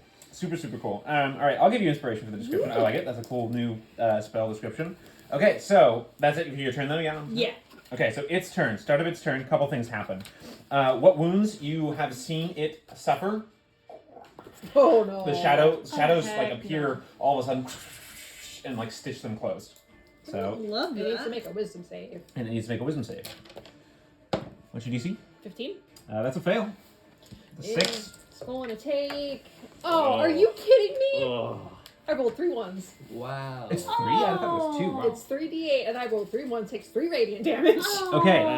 So first thing you notice, it's the owl appears and it's just like it's like it like throws butter at the effect. It's taking still a little bit of effect. What you do notice is that the radiant claw mark of these things like stays, and you see like a flashing, staying light in it. So it does not appear to be resistant to that, and it really does not like that. It's all right. So as a result, what it is going to do is it is going to let go of Navarax, It's working for Neil. and it's going to go all in on Tennille. So Oh, by the way, it's nice knowing you, buddy. Yeah, that might actually be the case. how healthy are you looking? I mean, I'm not bad, but 2 hits take me down, so. Okay. So first one it's going to do is its bite. This is the big one. Roll low, Nicholas. Well, I rolled a cockeyed on the d20, so that's good times. 15. It's a lot hit. All right, so you see, as it does, its neck distends a little bit, and you hear, and you're just like, ah! And are able to avoid the worst of that. I'm gonna use my reaction. Okay. Since he hit Tennille, I'm gonna He take a didn't hit hit me. him. He didn't hit me. Or, well, he made an attack. Oh. So you're gonna do what? I use my sentinel attack. Okay. So, sir, we have business. Oh. Oh. That's a solid 7. So Unfortunately- that's not gonna hit. No. I don't know you. There's nothing left. And he's gonna go in again against Tennille with a slam attack. I rolled another 7, so that's a no. All right, we'll do 2 tentacle attacks. Come on, tentacles. There it is. Only 1 is gonna hit out of all those attacks, but What 1 is- is definitely gonna hit with a natural 19, 28. Yeah, that is. It's a hit. Barely. So you are grappled now, Purple. Not be garbled. and you can go ahead and make a concentration check, Constitution saving throw. The damage is not going to be above 20. Let's see. You take 5 of bludgeoning damage. That's a 9, so I think actually I lose concentration, right? If it's 9, yeah. Yeah. DC's so 10. I lose concentration. Unfortunate. Owls, no. Alrighty. As it's grappling you, you see its limb. It extends. It's 10 feet in the air now. So it's within both of your guys' reach, Navarax and you guys, so it didn't provoke attacks of opportunity. But it is, as it's got you grappled by the like throat, neck region, and you feel like cilia-like bristles digging into your neck. Tragic. So that's it for its turn. And let's see. Okay, the haunts. They are chasing down their prey. So this one's going to move here and attack. This one Nice is going to that get. the prey provide them a distraction. And this one's not quite. Yeah, that's gonna be ending this turn. That's gonna be us. Yeah, then. yeah. I think we might want to run. One. I think we can get away from this. Yeah, That's that how one's there. fast it was before. The one that's attacking this guy here on the left does hit in the back of the neck. He needs to make a saving, which he fails. Emphasis on the throw. Yeah, seriously. And yeah, he had already taken damage, so that is it for him, I'm afraid. And he also goes down and comes back up as. It's back down. Anika, I hope you can deal with lots of things. All right. So that's it for their turn, because that other one doesn't quite catch up to the other guy because he had a bit of a lead. So that's it for them. And let's see. Renostus is up next with Tennille to follow. So Renostus is like, excuse me. And he's going to move through you guys. So let's see, that would be 5, 10, so that's worth 20. 15, so that's worth 30. So he would end like right here if he was doing that, because it's difficult terrain. Let's see, what is he going to do? Actually, he's going to stay where he is, or move just over here. And he's going to just firebolt. He's going to double shot it. So he's going to firebolt and beasting it. So firebolt shot. Ooh, natural 19. Go Renastus. I believe it's 2d10 at this level. I think at 5 it changes, yeah. Yeah, so that's going to be 14 plus 5, 19 fire damage from Renastus. Just like the cold and the slashing, this does not seem to be as effective. So 19 gets reduced to 9, but still pretty hefty. All right, and then the bee. That's a natural 7, so that's a no. Unfortunately. All right, so that's it for Renastus. Tennille is up next with Navarax on deck. Tennille, you're starting your turn grappled, so you take 2 points of necrotic damage. Get garfled. So the creature itself is not within melee range of me. It is. Even though it's holding me, its arm is like out. No, it's within melee range of you. It's within melee range of me. It's only 10 feet in the air, and you can reach. Well, because your reach extends from your body in this case, not your base point, and your body Okay. is. So a ranged spell attack would have disadvantage. Is what I'm Yes. asking. Either Okay. way, that's true when you're grappled and stuff like that. You're within its reach, so you are within melee range. Well, I don't want to be within it, so I'm going to try to get out of the grapple. Okay, you want to escape the grapple. Okay, go ahead and make a. This would either be a acrobatics or sorry, I think it's either just a. Is it acrobatics or? Athletics is what it has been. Is it? It's actually the test, and not just strength or dex. I believe so. You've had a test with athletics or acrobatics. That I can say for sure. Okay. The grappled creature can use its action to escape. To do so, it must succeed on a strength, athletics, or dexterity acrobatics check contested by your strength. All right. whichever would work better for you. Acrobatics. That's a natural 19 plus 2, so 21. No problem. So the last little remnants of the owl spirits come up around you, and they're just like, and you just slip down, and the tentacle like cinches. But yeah, you are no longer grappled, so your speed comes back to you. I'm going to risk that attack of opportunity, and I'm going to move behind Dragon Boy. Okay, so it'll do it. It can only do a tentacle. That's the only thing that's in range. Natural 19. So I'm probably grappled again. You are grappled again. Son of a bitch! You're further away. No, I'm not. No. The attack would happen before you move. Yeah. You take 10 points of bludgeoning damage. And Navarax! Slate! Right, that's it for Tennille. That's all I can do. Navarax! I'm It's your gonna turn. bonus action healing Well, on on deck. myself. Okay. Well, that's all I can do. So 8. Ooh, cool looking dice. Those are cool. Oh, are those your new ones? No. They fit pretty well with the. Those No, are you dice just tray. ordered. But yeah, I've had this for a while. All right, they were pretty. Navarax, you're up. Flow on deck with Slate as next player to act. Study action. Okay, you're going to take a study action. In this case, it is going to be a Arcana check. Arcana. BRQ. Or I will also allow medicine. Whichever is better for you. Yeah. Arcana. Okay. 5. 5 total. Yep. No Arcana bonus. Plus 1. Unfortunately, this thing is clearly not something you have seen. The stuff I will say is it clearly doesn't have any problems seeing or maneuvering around in the dark. It was clearly very fast and very strong, and its wounds obviously closed. As I've mentioned before, these are clearly add-ons to a basic human chassis. Let's see. Yeah, that's probably what I would yield for a 5. I'm sorry. Not too much more. Okay. Then I am going to action surge. And You're gonna what? I'm gonna action surge. He's gonna action surge! Yeah, that. What you doing? And then I'm just gonna start taking swings. You're a 9-foot dragon with a scythe, and you're like, I'm gonna action surge. Well, I study him and then Yeah, there you go. All right, get him.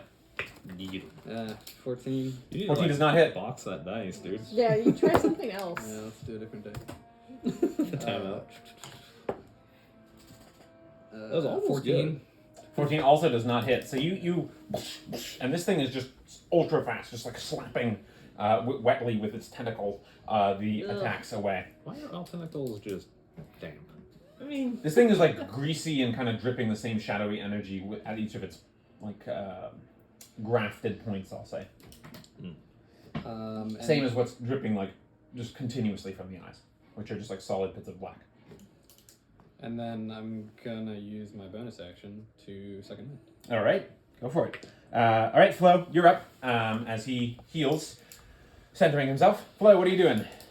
Well, here goes nothing. I'm gonna fly up to him and do sword attack. All right. Sword. Are you going to fly into the air? Yeah. All Got right. wings, you might as well. Yeah, gotta Might as use well. them, man. Where would you like to be? Like over Maybe here? on that side. Yeah. Okay. In this case, is he deemed as solo, or do I have a friend within 5 feet? He's got Tennille grappled. Yeah, 10 feet away though. Is my head close to him? I'll generously allow a 5. I'll allow Because I sneak still attack get because sneak you attack have. because I also get Oh, a on solo. 1-on-1. Yeah, it doesn't matter. Well, that's why I was asking. Yeah, Because it doesn't matter. I You guess- get you You're a get sneak attack no matter swashbuckler. what. You're a swashbuckler. You just get it. Yeah, Pretty it's much like no matter what. you need to have like also an enemy of you within 5 feet of them and no friends. Yeah. Yeah. It's essentially the If only. you're 1v2, you don't get it. Or above. Right. Great. Okay. Attack roll him. I'm gonna Attack. hit with my short sword. Short sword. Short sword. Oh no, I'm probably not gonna hit with my short sword. Math. 13. 13 does not hit. Dang it. Come on, you can do it. We are all Scimitar. rolling poorly tonight. Yeah, not the highest rolls. Might do it. 18. 18 does hit. Go and roll damage. Snap Okay. attack. Do So I this get? is sneak attack. Yep. You have it's once per round. Yeah, do it. Okay. Ooh. And I don't get a bonus. Okay, that's fine. 13 points. 13 points. As with the other bladed attacks and things like that, it does not seem. This was your mundane short scimitar. Yeah. It does not seem to do as much effect, but it does. It's like cutting ice. Its skin feels like cutting ice, so it's really slow, but it does do some damage. It does? Okay. Some, but reduced. And then I'm going to move out of its range. Okay. Would you like to go any further in the air? You have 60 feet of flying movement, so you can go quite high. Yeah, I'll go up higher. Okay. I'm just going to move you onto The bigger one. this one. Sweet. Okay. No one touched the table. Yeah. Okay. So that's it for Flo's turn. Backing up. As the wooden wings. Rebel. All right, Flo, that's it for you. Remaining bandit dude, is going to move into this corner, and he's going to begin to dig at the trash. He is tearing at it. Flo, from your vantage point, you see he's getting like blood on his hands as he's tearing through the trash, trying to create a new avenue of escape. So that's what he's doing with his turn. All right, Slate, you're up, and Anetka's on deck. So, noticing that my halberd did not do as much as it should have, I will swap to sword and the cow hatchet. The cow cleaver. Cow cleaver, sorry. You always get that name wrong. I have it written down as hatchet because that's what it is. Yeah. So, sorry. It's all good. And I will activate my tattoo. All right. So I have long slashies. The aura of sort of bluish light surrounds his weapons, and his tattoos spring out over his skin and flash light brightly. And I'm a swing. All right, with reach. Reach it. I guess that would just be that 14. 14 does not hit. You're struggling tonight. None of us can roll level 14. Like, this is not a good time to be Paul rolling. Not entirely. Nothing heals. Nat 20. There we Nice. go. That's a 20. All right. So, and this is with the cow cleaver. This is with the cow cleaver. Not the canyon cleaver. So you're Dude, I wish. you're main-handing that Yes, I swapped out with that and the shield. and the shield. Okay. Roll damage. Nice. So that will be. That'll be 17 points of slashing. Whoa. Max roll, baby. Nice. Yeah, so you strike and critically cleave into it as it's almost like an air column is leading forward as you guys are watching, and you just see the blade and you just see it doesn't bleed any blood. It just cuts a big furrow into its side. Does it look like the damage? It did, yeah. Okay. Is there a special effect with a nat 20 then? On the cow cleaver, I think there might be with like a beast. Yeah, it doesn't apply Cows. here. It's against beast Okay. type creatures. Cows take twice. Cows specific. I mean, That would have been very helpful in one very specific situation we were in. Yes. All right, so that's it for my turn. your turn. Anika, you're up. Okay. Top of the round. Let's see. I turn around. Then I can move. I could move in like in. Do these guys? Do they still look humanoid, or have they kind of crossed the line into not? They are clearly overrun with this shadowy energy, but you don't know if that classifies them as a humanoid yet. She doesn't give fucks today, so she's actually gonna. You want me to move? Yeah. Where do you want to be? Just kind of in front of Slate. Okay. You know, where you want the wizard to be. Yep. Line them up. Line him up. Knock 'em down. And knock him down. Lightning bolt. So I'm gonna need dex saves from all 3 of them. All right, first guy on the front, natural 19. Second guy, natural 1. Third guy, natural 3. So the first guy ducks completely, and the other 2 just get taken in the face. Get him. Get him. Jesus Christ. See, that's one of the good spells. When I was rolling for Frost, it's like, man, I don't have enough dice, so I have to like keep rolling things, but I can see how like the enjoyment of like, I have 20 dice, I gotta roll for this attack. 30 points of damage. 30 points. All right, so That's half the for the front guy down to 15, because he still takes half, because that spell is absolutely bananas. But these 2 are down. See, that's what we're looking for. Good film. As the 2 get flung by the lightning force. I can only do that once this fight, but you know, I'll make a difference. Yeah, that'll definitely. make a difference. And nah. Or she might, if it won't provoke an attack of opportunity, she might scooch to be like under where Flo is. I think it already made its attack of opportunity, didn't it, against Camille? It did. Oh, then no, So, yeah. actually. Maybe she's kind of under where Flo is, but yeah. Okay, yeah. So we'll do this. Just angle it a little bit. All right, that's it for Anika. Top of the round. Its thing. Those who are paying attention notice its wounds do not stitch together this time. It is going to. Let's see. What is it going to do here? What is it going to do? It is going to attack. Yeah, it's going to attack Tennille here with a. It's going to do Slam first. Actually, it's going to do Tentacle first because it basically has to because it's got its tentacle around you. So, Tentacle attack. That's going to be a 19 to hit. Does not hit. Does not hit. Ooh. Another Tentacle. Another 19. So, Keep rolling like unfortunately, this. no. All right. The bite attack is going on you. That's a natural 19. So that's going to hit with a 28. You need to make a wisdom saving throw. Oh, pass Nice. this. Pass. Big pass. That's a 12. Okay, that's a fail. Okay, so you take 6 piercing and another 8 necrotic. Okay, give me a second. Alright. You then take another 11 necrotic. I am down. Okay, and your hit point max is down by 11. He didn't have a lot to spare there. Alright, Delete character, start over. Hey, you so made remember, it if you, level for it's her. only if your hit point max hits 0 that you outright die. Okay, and then it's going to use its slam attack follow-up on Navarax, swooping Well, in. before that, I'm gonna take my reaction to attack him. Okay, Sentinel. Not that it's gonna hit, but Big rolls. 15 to hit. 15 does not hit. Actually, what it's going to do is Do I have a +6? fly away to +6 on my hover. Flo's space, and up to Flo, and slam Flo. What's your strength? Oh, it is 16. Down to a natural 3, so unfortunately, I don't think a 12 is going to hit you. So you see it, and you're just like, "Ah!" and but unfortunately, it dodges. So technically, your reach was in range, so you can make an attack of opportunity as it left your space. You already made yours, so that's it for you. I will do so. I like where it landed. Oh, another nat 20. Let's go. I'm giving you like my extra. I'll take it. I'll take it. I got a magical calculator. No one can roll, he says. Rolls That's 2 nat 2 20s. Yeah. There it is. That one is going to be 15. 15 points. And again, it seems to be doing full damage here. And the creature's starting to slow down as these big, huge attacks.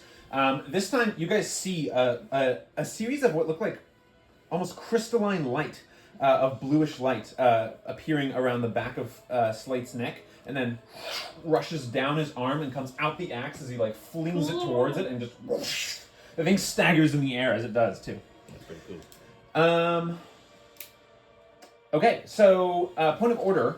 That is, we didn't do this last time. That's we will account for this the next time. Slashing damage, critical hit. So it has disadvantage on its next attack roll from a grievous wound. All right, I do like that. that's it for Slate. I like that. Oh, sorry, that's it for its turn. Excuse me. Now it's time for the haunts. So this haunt is going to close on Anika, and this haunt is going to close on the dude who's trying to scrape his way to safety. Spoiler, not going to go well. Really? It does not go well, and we have another haunt. Hooray! We have another convert. Alrighty. So that is down to 2 haunts. No of those guys. Alright. The other haunt that is right by Anika is going to attempt to get you with a shadow touch. That is going to be a 14 to hit Anika. Shield. Alright, so I imagine it's like a knit shield. Yes. And it sort of, but does get denied. Alright, that's it for their turns. Top of the round is Renostis. Okay, Renostis, seeing to kneel down, is instantly going to do a... I think this is his last... This is his third first level slot. But he's going to do a... actually, you know what? Renostis is going to do... He's going to conserve... He has second levels, and he'll use a second level now and do 2d4. Oh, man. So that's going to be 14 to kneel. So yeah, positive 14. That's his bonus action. Action is going to be Firebolt. And he's going to do it on the... I think he's going to do it against the thing that's attacking Tennille. Oh, sorry, attacking Anika. Because he sees that it's hurt. That rolled into the Godzilla model. Godzilla damage, let's go. That does hit with a natural 15, which I think she's at +8. So that would be a 23, which definitely hits. So 2d10. 7 plus 5 is 12 points, which is enough to finish it off after it has been hurt. So, Woo! Get flicked. Oh, Step in. that was crazy. All right. All right. So that's it for Renostis' turn after bringing you back up. And then it is going to be Tennille's turn. Good thing he brought you back up in time. Yeah.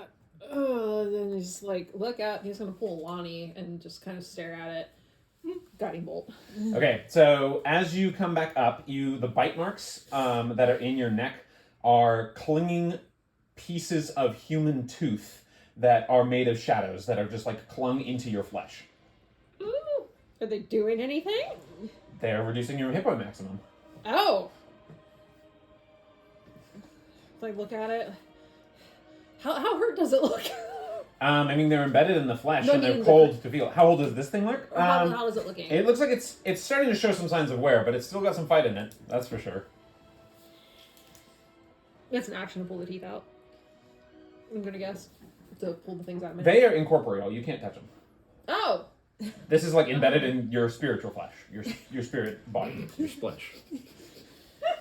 I really don't like that word. Guiding bolt. All right, attack roll. Splish, splash. You know what? We're gonna do a different dice. That one didn't roll. Big rolls. Big You can get him. Hit him with that radiant. Hit him. Nope. Total of? That's a nope. that's a 12. Okay, so a dark purplish silver light gleams together and shoots past, but the creature just sees it out of the corner of its eye, and again, this thing is quick and just moves out of the way and sails off into the distance. All right, that's it for Tennille's turn. Navarax, you're up with Flo on deck. How high in the air is it? It is now even with Flo, who I believe went up another 30 feet, so they're both 40 feet in the air. Okay, so I can't reach that even. Not easily. Jump real high. That's Slate's plan. Jump action is an action. Jackson. Well, with how I've been rolling, it's not a good choice. Okay. You can always throw a weapon. Yeah. Gonna launch that into the ceiling. Get him.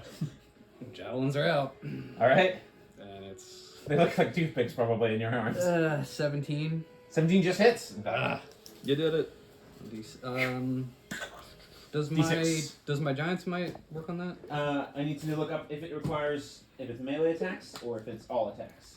So I don't know what my Flash's copy. I just looked at But it. he's so big. It should add damage because he's so On big. each of your turns, one of your attacks with a weapon or unarmed strike can deal an extra 1d6. Then that clarifies it. Okay, so that's It does apply. 2d6. 2D. That's a doubling right there.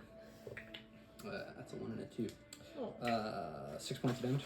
Okay. Again, doesn't seem like it's having that big of a telling effect with it sort of. Okay, well, I'm just gonna. How far? That's looks like running distance. Where are you trying to get to? This guy over here, since he's on the field. So 30 feet will get you about here. Not far enough. Yeah. Okay. I mean, you could go this direction, but Anetka's right there, and this trash pile is kind of blocking your way as Yeah. well. You can dash as your. Oh, you already did your action to do that. You can move over here and then throw your second javelin. You get 2 shots. Yeah. Well, no, that's what I'm trying to think is, do I want to attack that guy or try to attack that guy? I'll just kind of like move under him. We'll just save for next time. And then I'll just try to do another javelin throw. At him? I'll do it at the guy over here. Oh, okay. Go for it. And that is not going to hit. 14. 14 does hit for those guys. No. Okay. Get him. Get him. 1. 4. Okay. As with the main guy, it seems like these are resistant to that kind of damage. I'm having so much fun. We need magical weapons, man. All right. That's it for Neverex. Fuck now. Flo, you're up with Slate on deck. I'm gonna do some swipey swipes. Okay. Yeah, First you're of facing all- him down. I'd like to think you're like doing some like cool air ballet swashbuckling bullshit. Heck yes. Buckling bullshit. Swashbuckling bullshit. Go for it. Okay, short sword. Short sword first. Sword. Dang it! Nope. 9. That does not hit. Oh, wait. 11. I can Also math. does not hit. Quick maps. Okay, offhand attack. Also does not hit. 10. Unfortunately, no. Seeing you right at it, it's slapping your attacks away with its long tentacular appendages. Okay, I'm gonna action surge and try again. All right. Do it again. So You got this. same combination. Short sword first. Mm-hmm. Dang it! 11. That's the No. same exact roll I had last time. Unfortunately not. Sorry. Big rolls. You big do it? energy. Okay. Offhand. 21. 21 hits. Roll damage. And sneak attacks? Sneak attack. Snick. All you need is to land a one hit, really. Well, it does matter if it's the magic sword because that goes through resistance. Oh, she Yeah. does have a magic one. That's right. The 12. Short, Salt Creek short sword. 12, so that gets reduced to 6 points. So you do stab it, but unfortunately, again, sort of you do see now, as it's starting to show some signs of wear, some of the stitching of the shadows sort of drooping and slowly sloughing like into a sort of dripping material, kind of like what's coming off its eyes. And you see it's the sort of this dark, ultra dark black, purplish red material that looks familiar to you somehow. Dang. All right, that's it for fun. Can I move? Yeah, you can. Can I go like further down, like this way? Sure. Sweet. But it does get. Oh no, it doesn't. 'Cause No, it you're doesn't. Freaking. Swashbuckling I hit it. bullshit. All right, so that's it for Flo's turn. Slate, you're yes, you are up because the bandits are dead. Anika on deck. So you said it's 40 feet in the air. Could you remind me the rules we're using for Slate's jumping while enhanced? You can bonus action jump. So the jump rule is you make with a 10 feet run up, you make a. Oh right, for you. Okay, so your horizontal jump is the same as your vertical jump. So the horizontal and vertical jump rules will be the same, and yours is you roll and add your. Not gonna look it up. Sorry, I didn't print it out, so I'm like, wait, we changed this. Yeah.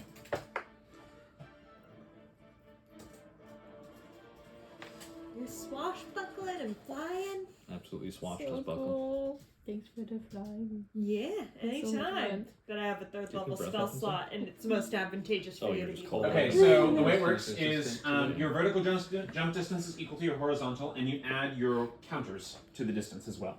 So go ahead and make. So with a 10-foot run up, you make a jump action as a bonus action, and that is athletics or acrobatics. The distance of your check is the distance in feet you go up vertically, plus your counters. Okay. Presumably, well, I guess it's a bonus action for not losing a whole lot, but I don't think I would be able to get in range of it. Let's see, you have a 10-foot reach, so you have to get 30 total.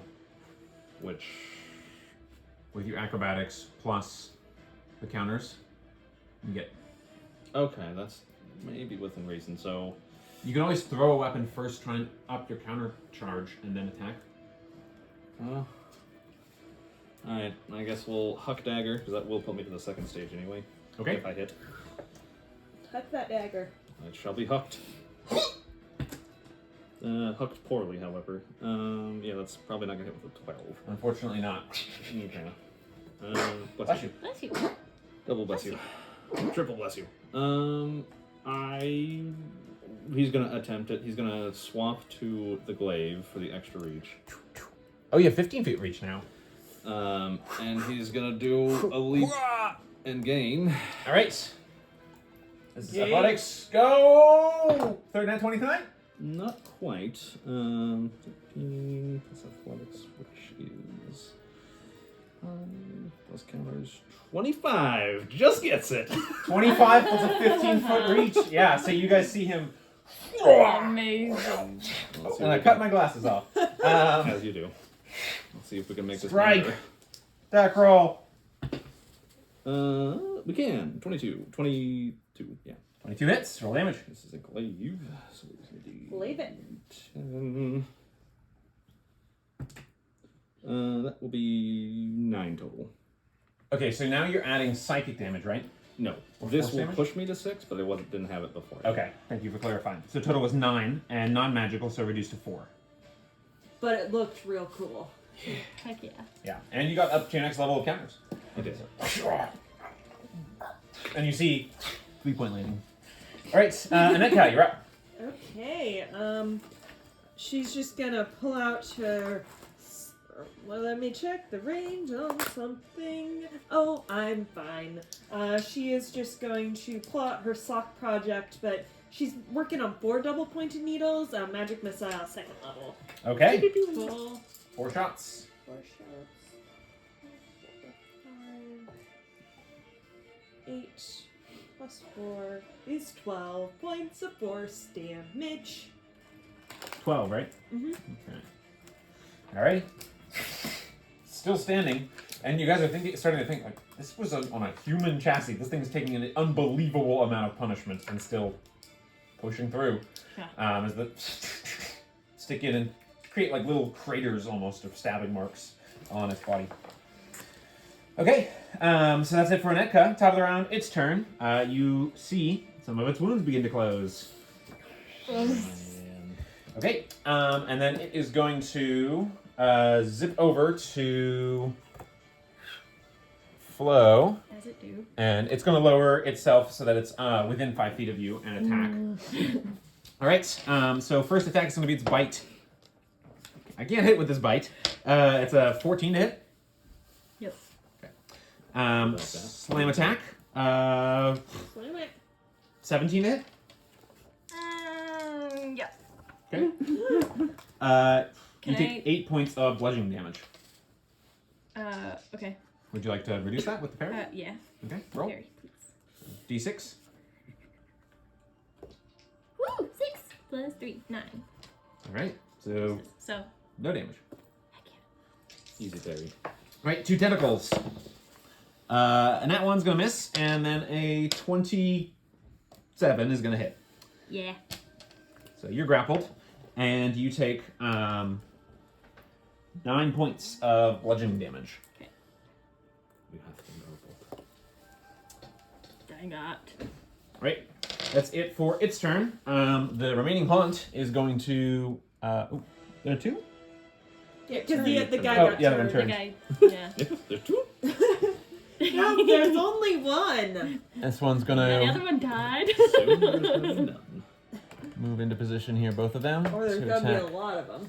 Please do not become Yeah, please don't. All right, it's one against Navarax When the and first one. one attempts to get into my reach, I'm gonna attack it. Okay. Sentinel bullshit. Sentinel bullshit, swashbuckling bullshit, so much bullshit.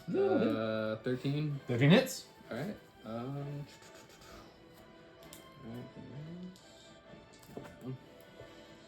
Oh my god. Oh wait, I can reroll that one because it's 2 weapon. 2 in the weapon. Nice. 9 points of damage, Okay, so it's reduced and again. its speed is reduced to 0 at the end of my reach, 10 feet away. Okay, so it stops. Nice. Saved her a hit. Yeah, actually saved you it, but it stops as you like bat it into the into like a stumble pack position, killing its momentum. All right, the one against Anika. That is definitely gonna hit with a 23. Anika, you need to make a Wisdom saving throw. I mean, barely, but sure. I'm gonna. I can't believe you hit a wizard with a 23. Yeah, I know. Like, I'm gonna use inspiration just to, Just in case. just in case. 14 plus wisdom.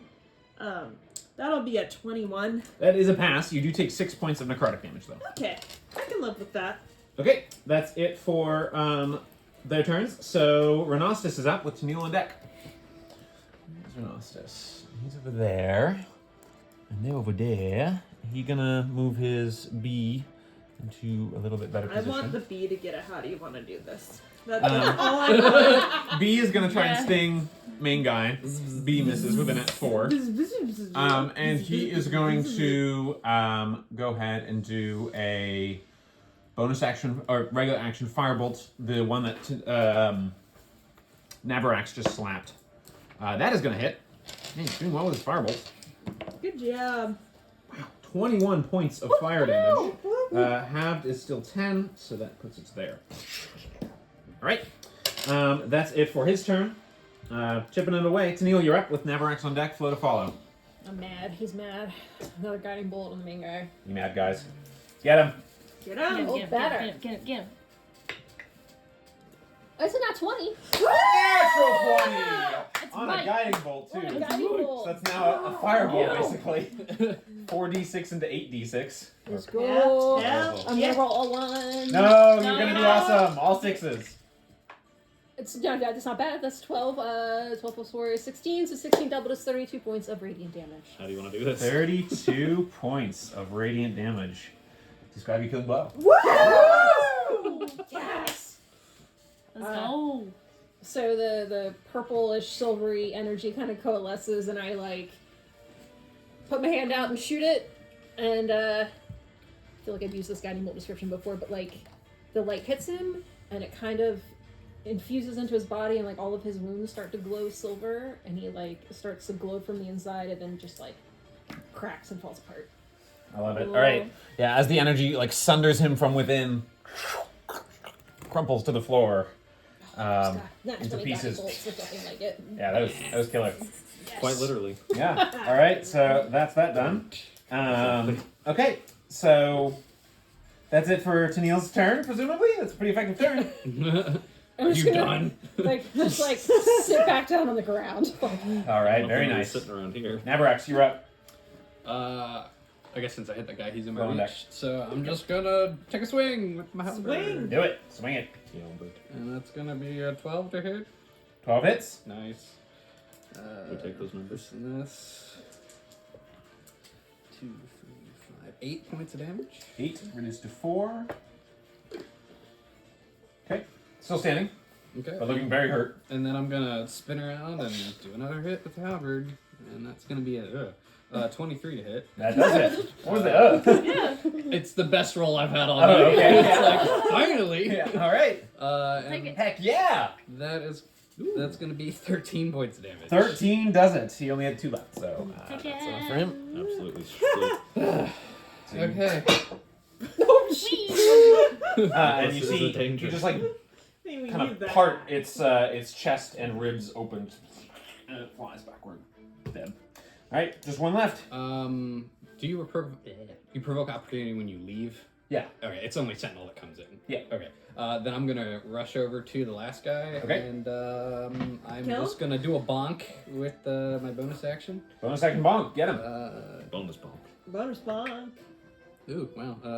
That's gonna be a 22 to hit. That is. Nice. And Finally I don't rolling use well. this one. This is like progression. We're doing well, so it does well faster. And that's gonna be 4 points of bludgeoning damage. 4 points of bludgeoning damage, reduced to 2. And that'll be my turn. All right, that's it for your turn. Flo, you're up. Okay. I'm gonna take my swords. Yep. And like go. Okay. Flying, She's man. a Gotta take lawnmower. advantage of it. I'll give you advantage to that description. And I'm just gonna like She's a flow copter. like timing it just right, and I'm like and just like do that on him with. All right, my you're trying to short hella sword blade and this my- dude. And my. I'll give you advantage with your Okay. attack. Take it. With your cool dynamic description. Nat 20. Natural 20 sneak attack. All right, so roll your dice and double them. All the damage we No needed kill earlier. like overkill. I get sneak attack too, right? You do. Oh my This is god. with a magical weapon, so Yeah. Craft resistance, double damage, sneak Just like attack. scooping up dice. Oh, Here we go. well, I it mean- wasn't super great. She just But- praised this guy. So all these dice doubled. Oh wait, And you add your This is- modifier. am You I don't, using you my don't double short your, sword? Yes. You don't double your modifier, but you do add it at the end. okay.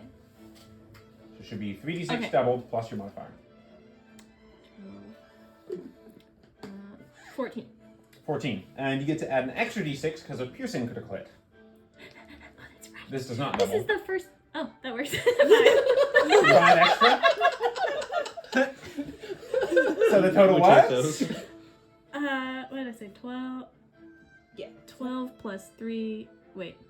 Yeah, you It have was 12 on four. the dice. 5, 6. 12 plus 3 is 15. 15 plus plus five? 5 is 20. 20 is exactly what you needed. Oh so my God. you come in and you're just like, Exactly.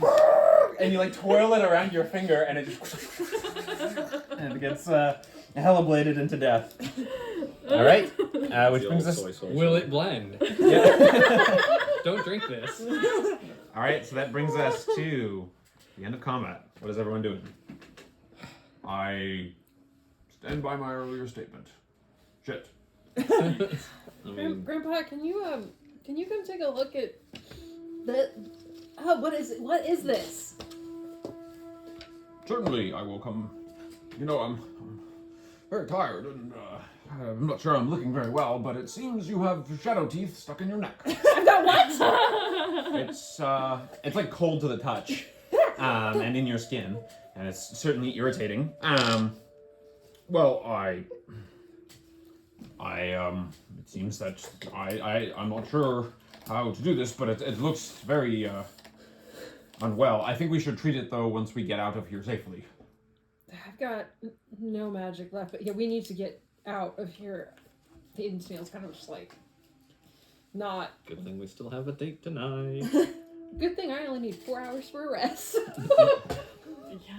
But I do want to have a look at our assailant. It seems that they were a product of some sort of. Yeah, if someone's done, I'm looting. Yeah. We need to have a look at what's Yeah, going on. absolutely. Yeah. Both of you can go ahead and make investigation checks. Oh no, I have. Anika's got. You're not at -5. It's only perception. -5. Oh, it's So investigation. if Flo walks by Tennille, or if she's anywhere near, I'm just gonna like. and get dark vision. You got dark vision. There go. Hang on one sec. Anika, she kind of started moving and doing stuff for the fight, but as soon as it's over, she's kind of back to heavy breathing, almost catatonic. All right. What were the investigation rolls? 23. 26. Okay. Hey. Big rolls. Altogether, 6 copper, 3 silver. From the various Big individuals. rolling. The individuals themselves, who were turned, I guess you could say, their only weaponry was what they had, like, put onto their body, which were things like the hook, sword arm type situation. The guy had like a sheathed hand, basically, that he could put his sword arm in to have like a prosthetic hand. But otherwise, they were dressed in rags, no real armor to speak of. Although with that, I would say the individuals don't appear. Yeah, that's I guess Unless you're looking for anything further specific. As far as money goes, that's what you find. Do I see any tattoos on them with that roll? You do not. Not of any kind. Not matching that of the bottle or anything else that you see. They looked like they were local down here. In general, looking at the creature, the threading seems to be coming off the body and starting to ooze and thicken into a pool of sort of swirl as it collects underneath the body. Is the threading disintegrating as well, or is the threading? The threading was also shadowy, just like the teeth and stuff So like it that. would be as well. Yeah. So it's like spooling and pooling around its deceased body. Well, let's keep moving. Don't want to find another group of that. Do we get the money written down somewhere? How much was it? 6 silver. 6 copper, 3 silver. Copper, 3 silver. High rolling big spenders. Do you want to just put it in? It's very flavor. Right. Okay, so, what are you gonna use your coin? How much are you wagering? All of it. Yes. Big money. No way. 10? Alright. Good luck! Big rolls! Ooh! Succeed! I think that's the thing I need. I haven't done this in a hot second. On heads, you can flip again for free. Heads regain hit points equal to wagered amount. Any excess becomes temporary. Okay, cool. So I'm gonna take the 10. Hey. Alright, yeah, and if you flip again, it's all or nothing. If you get another heads, you Yeah. go to full, and if you get a tails, you go to 0. Please don't do that. No. Because we'll be I'm carrying good. you out. Just flipping a coin a couple times, it just drops. So you, Oh crap! you do see her flip the coin and catch it, and as she catches it, she looks renewed and bolstered with energy as it and feels like almost like a waft of sea air washes around Her her. hair So you is just go, especially wavy. Mwah. Like, stick it back in her pocket. All right, as you guys are tidying up, pawing it around, you hear, back away from the body, everyone, back away. And you see 3 masked individuals, similar to knackers, that you saw before, all coated up, buckled in with like different kinds of like almost like medieval style PPE, I guess.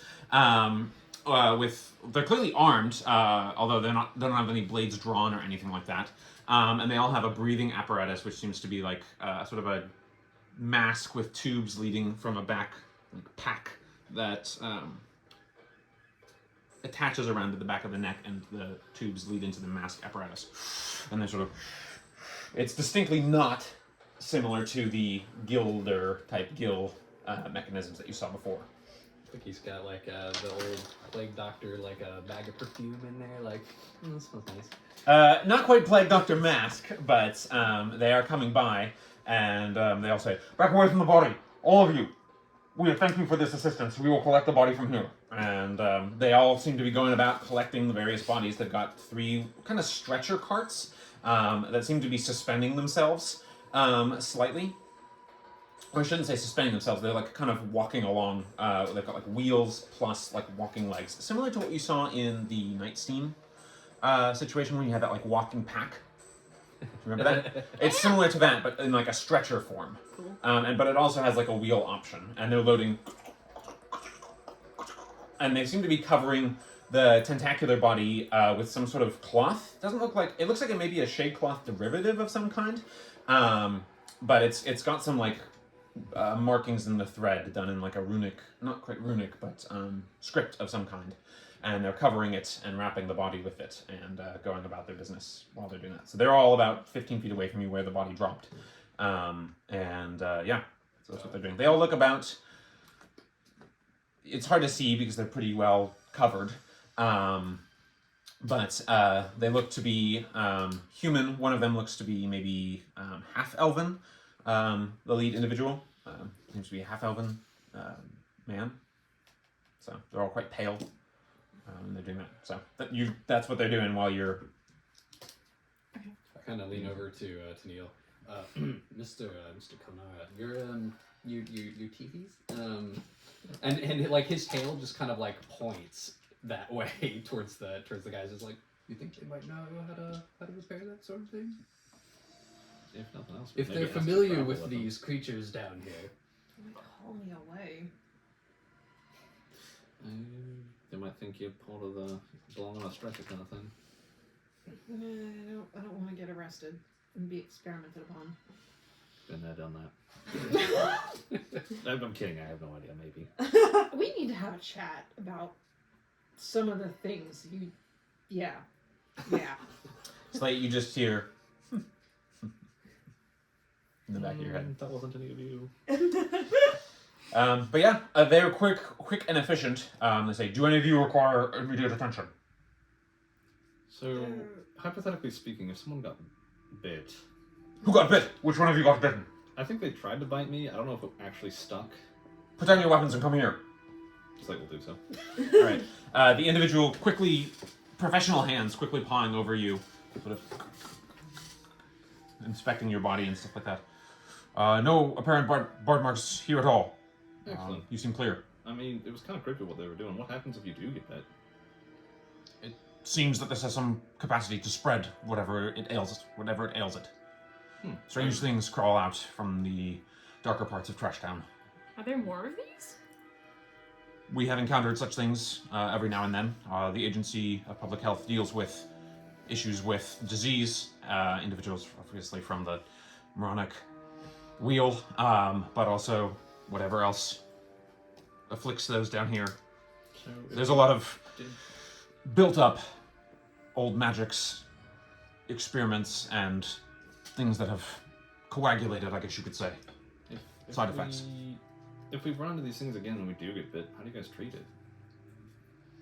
We are working on a more permanent solution, but if you survive it, ideally, we've seen some recovery from those who are particularly sturdy. So like, kind of like a sickness, you just kind of fight it off over time? From our limited results, and you hear another one say, "Captain, are you sure?" And the other says, "It's important for us to maintain security and safety. As far as I'm aware, yes, there are some," he kind of gestures to the mask, "accelerants that can assist with recovery and prevention. Could we, But to our knowledge, you should theoretically just recover over time if it did not. It seems that it's the lethal blow that does the turning."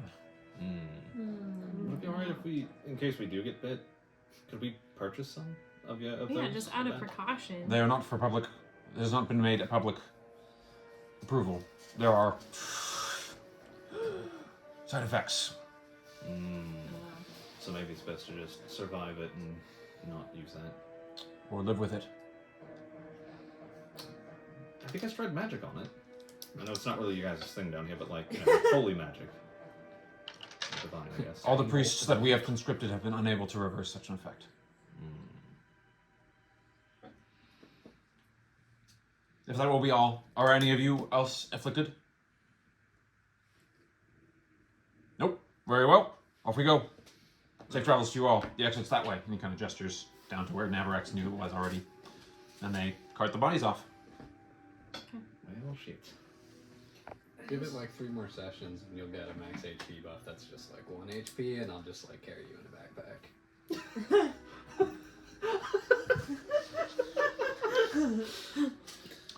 And you see they go to a office space towards where you know they're going, but it seems like they veered off from maybe because not too long after that you see a lift shooting up with not too far from your guys' space, but the gate is now also not, you presume it's not too far from the lift there as well. Do we want to contact our what's her name? The one you're into? She might be able to get. Victoria. Thank you. She might be able to figure out what they use in that and maybe get us some. He said that most people seem to get better, so let's give it. This is true, but I don't know if our lifestyle allows for that. But hey, Let's just get out of Trashtown first. And get back to Wise Canada words. first. Get back to Canada first. Okay. Next, where we going? Basing off of your previous rolls, I'll just say you're able to guide them back to that chain link fence, and the guards, seeing you, seem a little bit more. The elven woman there, who was kind of unsure about letting you guys through the first time. Are you all unhurt? Did you make it through fine? I mean, literally Nothing we couldn't handle. full of beans. All right, part the wall. All of you back. The rest of you, you know you're out there. Back away, and you hear the like shuffling around the trash and stuff, like people ready to bolt for it. And you see this time we've prepared accordingly, and you see they are. Remember again, these are the orderlies with the like pyramid hats and things. These guys now have what look like very heavy loaded metal crossbows, all posted at different positions here, and they part the gate. And you do see one individual, and you see this individual has some shadowy teeth in them, but also seems to have like a pulsing sore of some kind, as well as some sort of bladey-looking prosthetic fingers, and they just kill him right there, pincushion him. And you guys pass on through, and then locked and hatched the chain link fence behind you. But we have now made it out of Trashtown successfully. So, what is everyone doing? Dang, dude. At what point do you die and create another cleric? I'd like. Tennille's not dead yet. Never. Let's just try. I'd like my hot boy. Leave I'm my hot boy not alone. trying to kill him. I'm just playing the game. Succeeding. Yeah, we're not trying here. One dragon is gonna one-shot you from full. There have been a few attacks from other mobs that would have. Yeah, there was something a while back that was like, if that had hit Tennille, that would have knocked him to 0, and the second hit would have just flat out killed him. The dog spirit, anger spirit, did like 40 damage. He was a good boy. He was. All right, so you guys are returning to Cantifer, is that right? Yes. Yeah. We still got a date. We still, yeah. This getting ready montage. This is Tennille's going to go collapse in his room montage. All right, so you return to Cantifer after a little bit of walking. At this point, it's about it's about 4:30 at this stage in the day, right around that time in the turning. But you return to Cantifer, and he was like, "Hello, how was your trip? Welcome back. It's nice to have friends back. It's nice. I missed you." We learned a lot. Lost a little bit. Kind of a lot in some regards. But Oh well, I'm sorry for your losses, but I'm here. Canterbury, there's no unexpected visitors while we were gone, were there? Yes, there was. I believe the Lady Castoria set aside a missive for you. It is on the entryway. You should have seen it on your way in. We all failed our passive perception. You go Yeah. look, and you see there is one. He kind of greets you. This is in the like main area. Okay. But there is a small signet ring and a letter. Is the letter perfumed? It's not perfumed. did we recognize the signet? Yeah, it looks to be the same kind of double sash. The thing that Castoria wore on her sash with the sun of Solney and the sort of star of Shadvir together on the ring. And the letter just says, "My dear compatriots, should you need to exit the gate without harassment, show dear Jeff this signet and tell him that I am saying you are to be unimpeded in your toing and froing. Regards, Castoria." That was nice, sir. Your That future was girlfriend's nice. nice. She gave you. Your girlfriend gave you a ring. Tennille just walks up the stairs, up to his room, and slams the door. Oh, he's having a hard time. Alrighty. So I'm assuming you're taking the one rest. I'm gonna try, yeah. Okay. So the team has 4 hours of downtime at this stage in Cantifer, if that's the case. Unless you guys want to go elsewhere while Tennille is resting up. I mean, do we think he's still going to be there by, 8 in the turn? 8 in the later half of the turn? It's a club. It is, but this guy's been there apparently all day. There's probably limits to that. I don't want to go without Tania. Not bad. I mean, you could like go up and try to wake him up and just be like, you can take your rest later. It's up to you guys. Like, he's just gonna like basically just like face out on the bed, and as long as he's left there, he'll sleep. But if not, you can come wake him up and go. perhaps we can prepare as best we can. I myself will need a little bit to smarten myself up, but perhaps we can do that and Tennille can rest another time. Or we can heal Tennille as another option, or I can do what I have. I have limited magic left. But we also could send a missive to reach this Dionisia, or Dionisia's club, and ask for another meeting location, or that our individual that we're meeting, Vint, we could ask him to stay and mention that we have an important report. What was the words? Topper has a. Oh god, I have the notes. Like hearing them grumble downstairs, like the door will pop open, just give me like 15 minutes, and then I'll come back to him. He's a trooper. Topper has a business report that is ears only. There it is. Glad someone wrote it down. All right. So you guys are taking time to bandage up then and get dressed and things like Clean that. up. So use your guys' hit dice if you want. Renossus isn't using because he didn't take any damage, but he will offer if you want some more healing. I can use a dice. That's not a big deal because my hit point max is 23. So Easy to max out. Let's go. Playing the system. You don't need to use hit dice if your hit points 23. That's a galaxy brain play right there. You're full health all the time. Speaking of missives, I at least would want to try and send a missive to some acquaintances in Solnay. I have some concerns I would like to follow up about. But perhaps while we are up, we can find someone who would be willing to do that. I don't have the magic to do it today, Grandpa. I'm sorry. Well, I believe this individual, where they are, it might be hard to reach, and I think you might draw some unwanted attention or be blocked from within here, as we were warned, as far as magic goes. Sounds reasonable. Yeah. Well, shall we make our way up? It seemed like we had some information on where this location was. Yeah. I guess we're all gonna get fancy. So Everyone's smarting up. Yeah.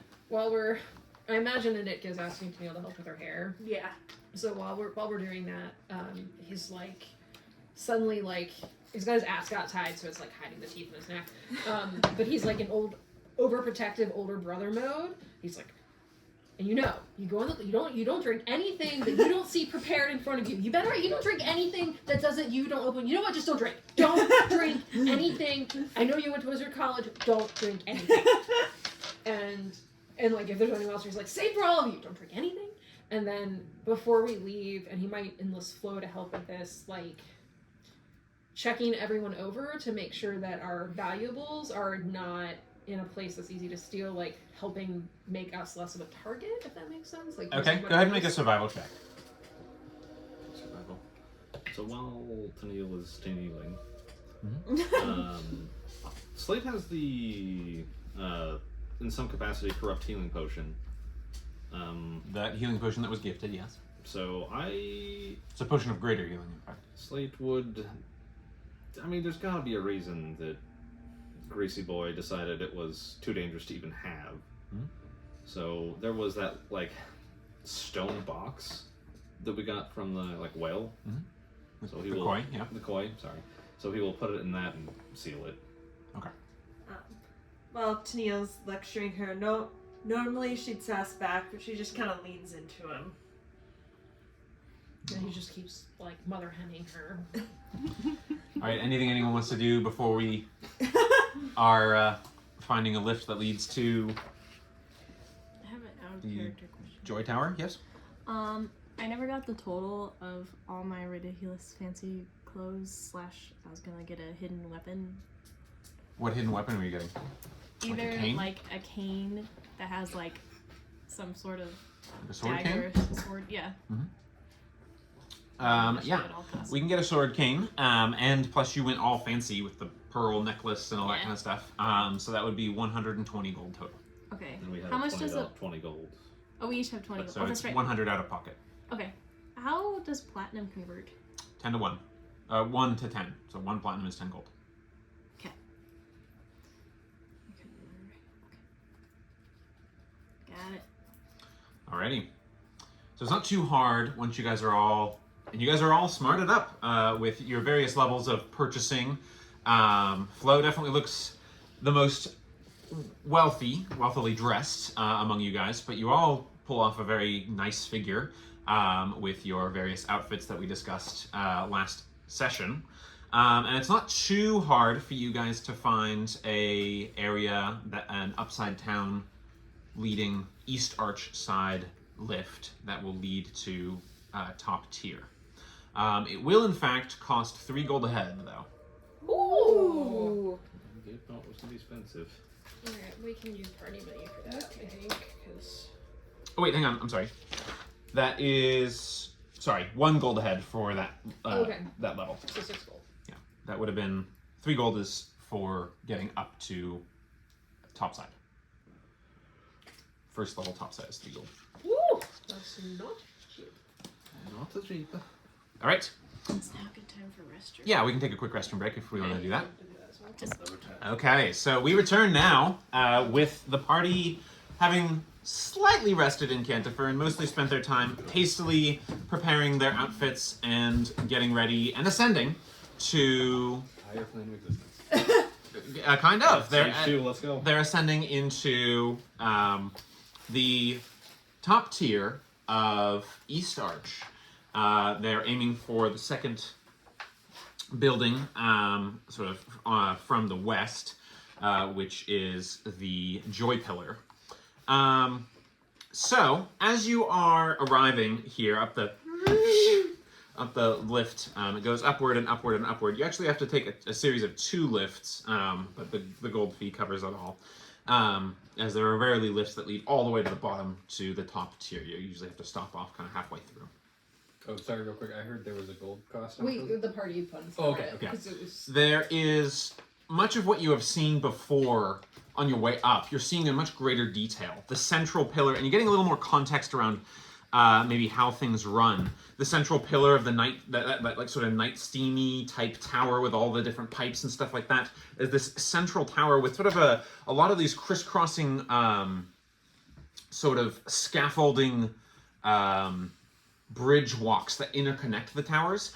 These seem to, unlike in the other towers that they seem to kind of go through and in and around, this one seems to build all the way around it, and then there's like little booths at different levels around this central tower that sell what look like different levels of complexity and different levels of wealth related night steam stuff on the underside of things.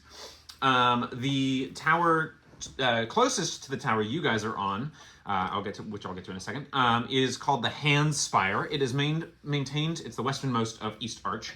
It is for hired crafts and hired help, mercenaries, recruitment, some hired assistants, as well as sort of what are known as walkers or assistant walkers or accompaniment.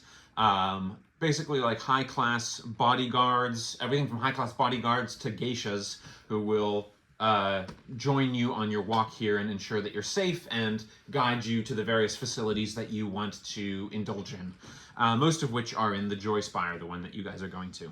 Hired Hand Spire also is known for selling some unusual gear for protection, crafts and things like that, and maybe having some like auction and illicit goods type trade in the easternmost side of this westernmost East Arch Tower. That's not confusing at all. The Joy Pillar is the pillar for indulgence, primarily with booths and brothels, but also with dance halls and music that are not too dissimilar to some of the revel dens of Solney in varying levels of quality. A mixture of wilder enjoyment sort of in the lower levels with raucous dancing, flashing lights, but they don't seem to get out of control like one might expect in such a place. Even at the lower levels, it seems like, it seems like you don't see a lot of like abused or individuals or anything like that, workers who are taking advantage of or anything along your way up through the two lift section that I'm just clearly and quickly jumping past. The upper parts of Joy Pillar are set with rows of these booths and brothels to buy an eyeful or to get more personal and direct attentions. It also hosts, like I said, dance halls, townie theaters, which seem to have sort of the mixture of many things, drinking and other various recreational substances amidst entertainment. And it seems that Upside Town has its share of. So, well, it seems that each part of Upside Town has its share of vice. They're clearly most concentrated here, sort of a one-stop shop tower for indulgence. Lighting here is mostly done with colored candles in lanterns and stuff like that, with dimming reds and lavenders, kind of giving a sort of semi-surreal look to the space. Passersby on this tier are wealthy, dressed as well, if not several orders better than you guys are. None are unaccompanied, often with what look like hired hands and stuff like that from the Handspire, as well as maybe own personal coteries and things like that. They're all dressed with the sort of walking stick and canes and hats and sort of Victorian meets speakeasy era style fashion married together with a little bit of sort of Kosakari flair in there, here and there as well. The coteries display as much of power as utility in some ways. You see those individuals who seem clearly wealthiest. One portly individual who looks like he's got a very tightly throat-buttoned collar. He has 7 individuals ringing him on all sides, and they all seem to be ready to deal with a fight, but are still dressed with their sort of smart attire amidst the sort of capacity for violence if it's needed. But you guys, for the sake of brevity, I will just say you guys are easily able to locate Dionisia's. It's not hard to find. It's the prime top-tier central attraction on the Joy Spire. While there are others, it's the main event. And it seems to be a mixture of like promiscuous theater, personal entertainment, and drink hall as well. It doesn't seem like there's like a bouncer at the door or anything like that. But you do see numerous individuals with their coteries coming and going. Numerous scantily dressed dancers clad in only feathers and different things like that, scampering around here and there. Even just from the outside, that's kind of what you're seeing. And it seems like wafty scents are kind of drifting out from this space. The overall structure of this space, though, is very scaffolding meets we've turned this into living space.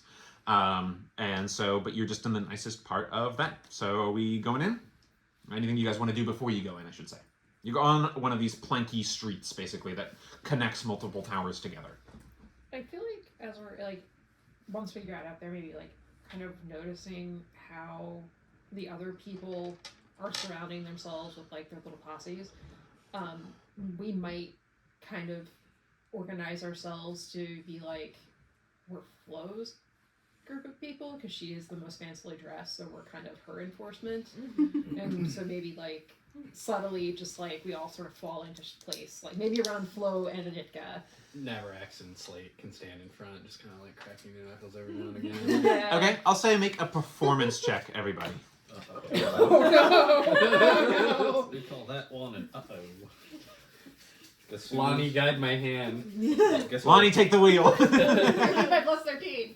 Guess what's plus 0. She has a -2. -1.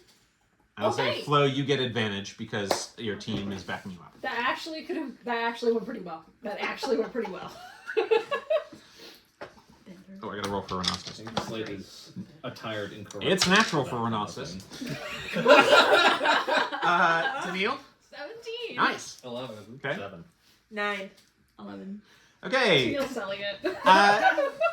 And just Neil. Tennille is the right-hand man to Flo here, and Flo is mostly kind of remaining the situation as much as possible. Not really domineering in the way that someone well-dressed might, but you are still being able to pull off the sort of high-backed and yes kind of attitude as you go along. Rhinoceros is just sort of like, Oh, it seems that they are growing much of their food from the underside of these arches. and indeed it's true. He's distracted by what look like the fungi farms, which spring down from underneath, from the underside, and it looks like even topsiders come down to work and harvest a lot of these farms and stuff like that. These sort of bioluminescent lichens and mosses and other things there. And it looks like topside and underside workers both work on this project. But the first, like, sort of standable, normal living space here is this top tier space. But you guys go in, and let's see. I gotta get some appropriate music here. Ooh, dance music. Maybe like 20 swing or something. I know the song.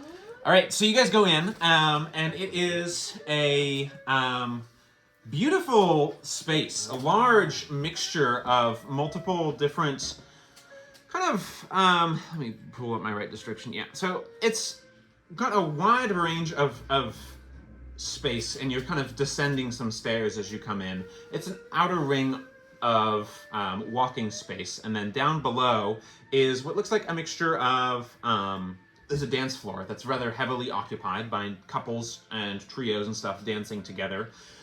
These are more like the guests that are dancing here. Beyond them is a theater, which has a large band with numerous instruments, drums and trumpets, flutes, but also some other instruments that you're not as familiar with. Some look like they're of Kosakari make. It looks like someone's got like a 3-sided piano of some kind, and another individual has what looks like a 12-sided string instrument, I guess you could say, that has like strings all along, and they're playing it at different, their fingers are kind of very busily moving in the space to create and elicit this effect. The band is accompanied and fronted, really, by a bunch of promiscuous dancers. Nothing crass as full nudity, which is seen as a little bit bold here to be public, but is very flapper dancer, revealing kind of individual, and with sort of various colored feathers and things like that, occupying different parts of their anatomy. Men and women dancing alike to create this sort of swaying interest. And the music starts in this slow area that matches a lot of the sort of velvet and red fabrics and dim lighting, rich textures of the space, tapestries hanging on the walls. It's all kind of very rich in tone and texture and visuals as well. As well as scents, there are dark mauve candles that seem to be producing a heady scent of some kind of wine mixed with flowers that really pervades the space and wafts through. There are also sort of more spanning privacy spaces of booths with sort of smaller stages for more direct entertainment, as well as even more direct entertainment with private closed-off rooms separate from the situations there, separate from the booths. The bar is two-sided to accommodate for the vast number of people coming and going through this space. They clearly do a brisk trade down here, and it's also just as clear that there are individuals who are in their priestly garb from topside down here. At least they're honest. So there's a mixture here of that quality of character as well. High-class merchants and things like that. You're pretty sure you saw someone coming in and out of the guild house that looked like a high-class merchant of a kind who's down here. Things like that. And there is a pair of tieflings manning the two bars there. They look like they are kind of white to light blue colored skin. And both of them are male. They look very, very similar, like they're either related or whatever. But one has what looks like scars on either side of their lips. So that's immediately to your guys' left and right. Are two very long bars. Curved lines are everywhere here. There's nary a right angle throughout this whole space. But a lot of cushions and things like that. Even the stools are all rounded, tables are all rounded, booths are all rounded. And it weaves into this different network of spaces that you guys can go and explore. Like I said, the bars are where they are at. It looks like just beside the bar to the left, there is a small... actually, let's just go ahead and have everyone go ahead and make a perception check here. Let's perceive it. Let's perceive it. It is not perceived. Not at least by you. Not by Renastus. By me? Can I use my food for Yeah, You not can, by me. if you haven't used it already. aberrantly perceived. Guess we're watching other things. Somebody's eye is better than mine. That's what I'm saying. That does not sound. It does not sound like it's fitting. I don't know how that That's ended up in playing here. in Flo's mind right now. I got the results, not the song, but sure, I'll Yeah. talk your song. What do you get? Nat 1 for 6. Okay, and you're not using food inspiration? Nope. Okay. 15. Oh, 9. 14. Okay, so you two are at least paying attention. The rest of you are just, frankly, it's a magnificent sight. Especially here, you actually notice the rafters are made of wood, carved deliberately to look like naked women. So it's very, it's another sight, but it's also a display of wealth. The pictures and art here is all wood-framed art, and as there is little wood here, it's like mahogany, purple heartwood, walnut, rich woods and dark in texture. That are very rich as well. Kind of posted up against one wall is an individual that catches. You got the 15? Yeah. Your two eyes, you and Tennille, as maybe you've hung out in some seedier revel den type places in your old days. You kind of know what to look for, and you see one individual, exceptionally pale and crisscrossed with a whole bunch of scars. Their attire doesn't stand out, but their chest is bared a little bit by unbuttoned buttons. The individual is very scarred along the face, along the body where you see it, and you actually see, in a very horrible reminiscence, you see 3 tubes buried in the chest. That are with the skin puckering and growing around it, old scar tissue growing around it. And there are 3 blade hilts stuck into the tubes, embedded in this individual's person, right around the collarbone area. They wear shoulder pads that are very sharp, and otherwise a very smart outfit, but not quite as coat-heavy, long tails or anything like that.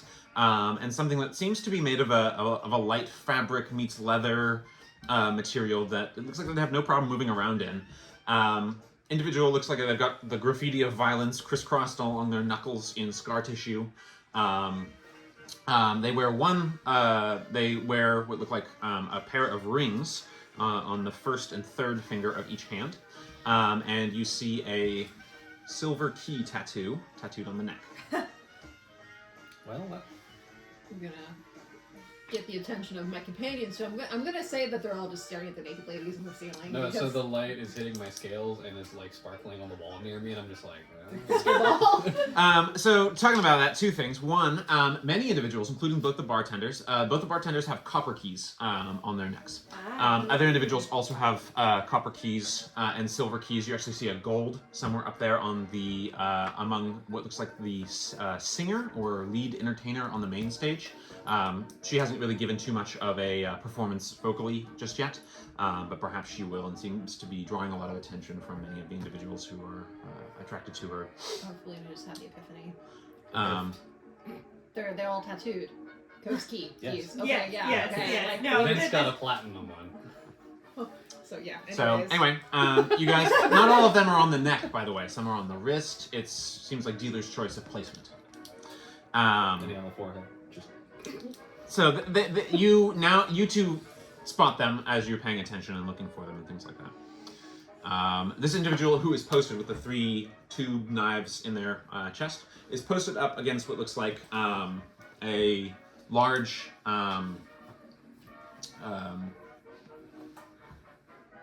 series of pictures that are all framed in wood that depict various races in women. And are all covered by like fans that otherwise seem to be in the nude.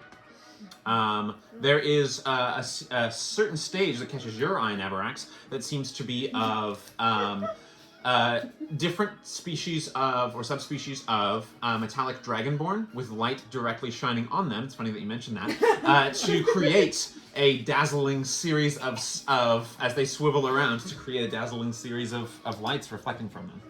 It's along with that friend. I'm gonna whisper to Nick. It's like none of them have ever been in a club before. Good God, heathens. Yes. We're gonna find them out in the topless in the middle of the dance floor. It also looks like this knifed individual has what looks like a prosthetic leg on the left, made from like it's. Guys. You can see it peeking out by the ankle and stuff like that, judging by the leg. Got. Looks like that might be where we want to go. Let's. Start with Silva. Yeah. Dancers have clearly picked up the pace to match with the song, doing some nice balboa. Shall we? I mean, I don't know Do what else we- we're gonna do here. Do we know what Virtuous Vint looks like? Is that No, we were supposed to present the feathers and the passphrase to his guard. Gotcha. And this guy looks like he could be it. At the very least, seems like this is a very Cove Keep friendly place. So like, Probably run by them. yeah. Did we know that it's run by them? I feel like we do. But if not, that's my assertion. Yeah, I don't know if we knew it before we came in here, but all of them have keys tattooed on them, so... I mean, What is everyone doing? I do like assuming. Yes, do we want to... let's go. Let's go. I'll start walking confidently towards this prison. Our entourage will You follow. get close, close in a polite kind of distance. The individual doesn't seem to come alive off the wall or anything like that. It's just posted. Yeah. Greetings. What can I get you? I believe we may have a meeting with someone who's close to you. Oh, well, your haste is most unseemly. Perhaps I can order you a drink first? What are you having? Order me your favorite. Very well. Third vintage of White Serpent wine, I believe. Will do me just fine. And for the rest of you? I'm just gonna say, Topper has a business report that is yours only. Ah, well, I would be remiss if I did not at least get your names. I am known as Rosetto. Rosetto Ranal, although many call me Three Knives. Wonder why? I don't say that out loud. Might I tell your business meeting who is to be presented? The Bewildered. Interesting. Well, Friends of Alistair's. And Brody. And, Just drop all the names. Just drop all the And names. Nestor? you see him go from one to another, this individual. They seem to very much react to the names differently. Alistair, like, and Brody, sort of, To be fair, that's the correct response. and Nestor, sort of. Very well. Well, right this way. And gestures forward, and he kind of knocks twice on the bar as he passes. Keep an eye. And the barman, without looking up, very impeccably dressed, like tuxedo-style dress with a white and blue tie that sets off the skin of the teeth and very nicely. Just, yep. And you guys led downstairs, around past the dance floor, kind of off past a few other of these dancing stages, and there's ribbon dancers and pole dancers, as well as private rooms that you can hear entertainment from.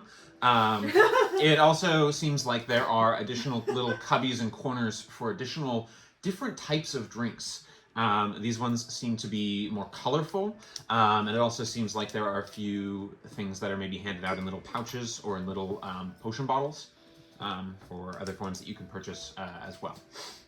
But he moves, Rosetto moves past all of that and comes to a small, it'd be easy to miss, but it looks like a wash basin, basically, which you see a few of spaced around the space. But it's a particular one, and it's got keys for handles, and he twists both the handles all the way around, and then turns the whole wash basin on its side, and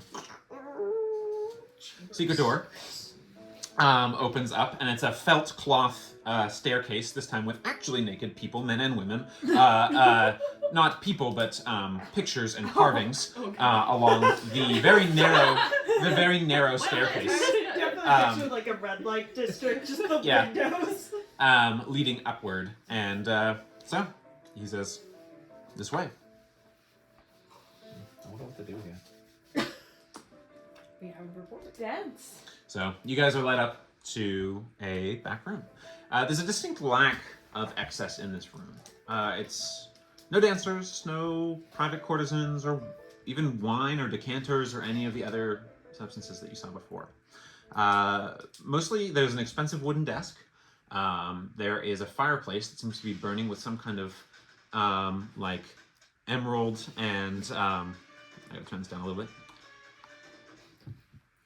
You're hearing muted music now because you're through a couple of doors. Of course. Yeah. Of course. Yeah, that makes sense. But you see there's a rug, desk, and what looks like a bookshelf behind the desk, all done in beautifully carved wood. The fireplace burns with a kind of crackling emerald and sapphire light, and doesn't seem to have any kind of fire source as well. Curled up beside the fire is a full-on philodrine of black pantherine shape. Large black feathered wings, black and blue feathered wings tucked. And it's just sleeping, curled up beside the fire. One eye opens and just follows you guys. The rug is of verdant make, from Verda, and seems to be of having grass and silver thread woven into it of some kind of special kind. It seems very expensive. There seems to be other tapestries there seems to be a tapestry also from maybe, Flo, you kind of recognize this, maybe from the Sunswell Isles. But otherwise, and seems to be a tapestry of the map of Lumoria.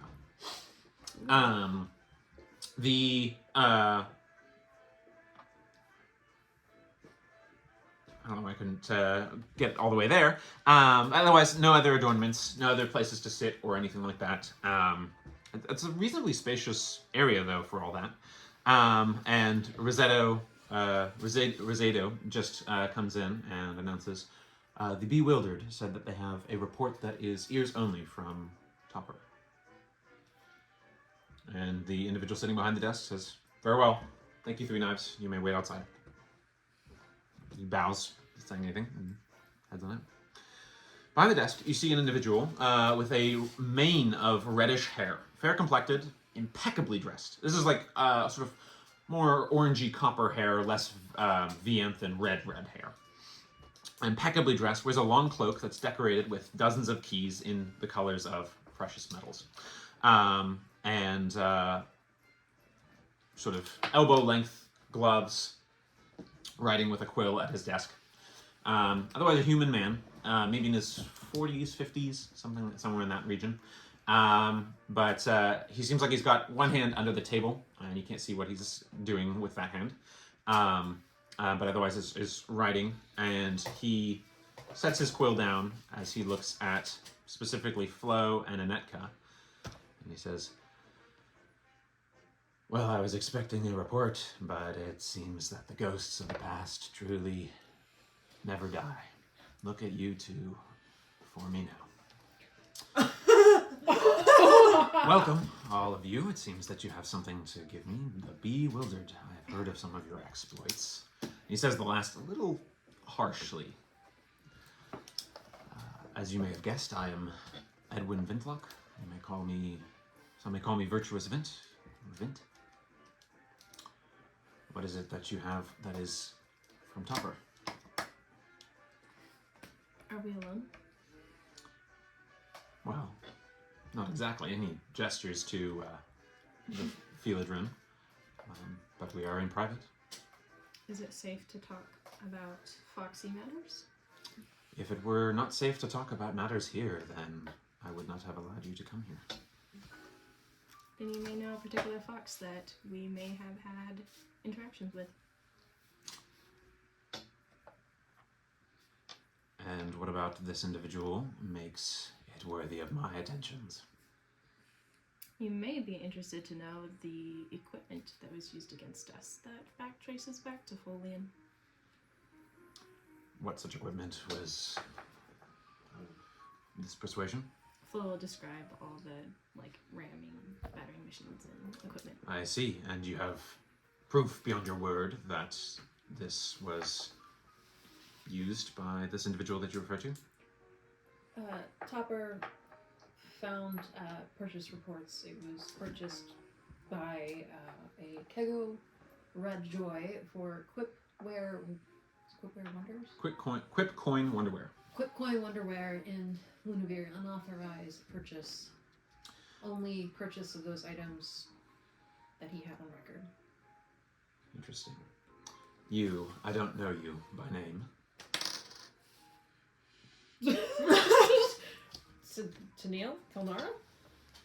And this one, a new addition to your group? I'm like staring at the Keddy or the villager and like, Navarax. Navarax. Well, the rest of you I've been briefed upon, and of course... Anyway, I see that, a sale to the fox that I cannot let slide. What else can you tell me about... Well, you relayed information about the assailants, right? Yeah. Well, it seems that the guild might be hedging its bets after all this foolishness of the rig.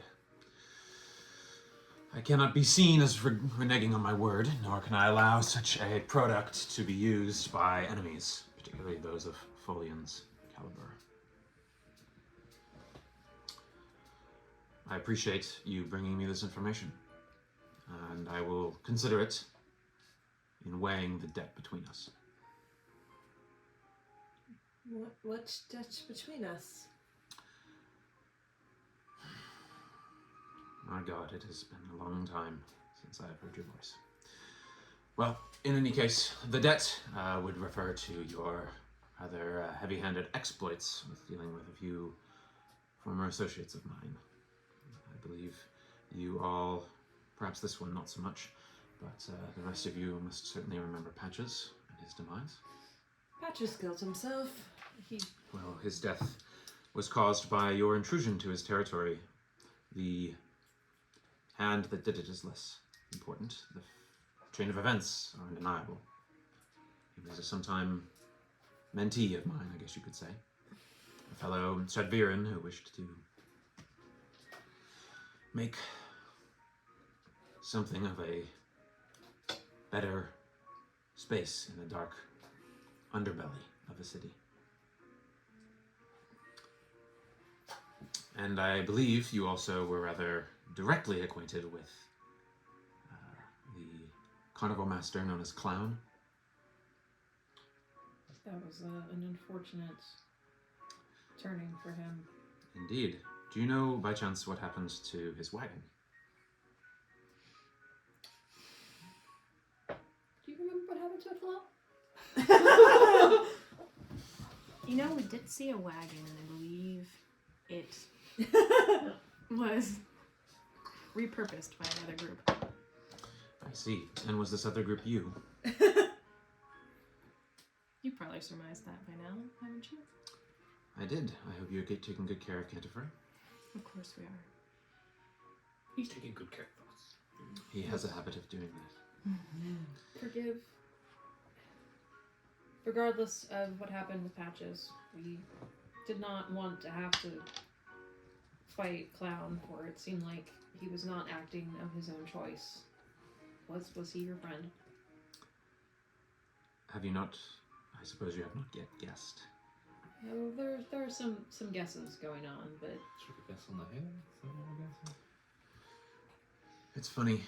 You look so much like your father. He taught us so much, the four of us.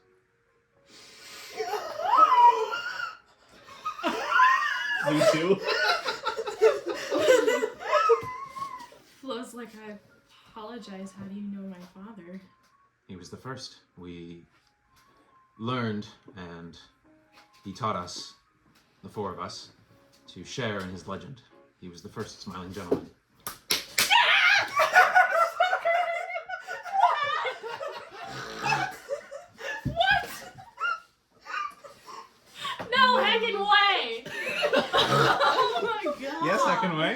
Damn boy. Flo really said that out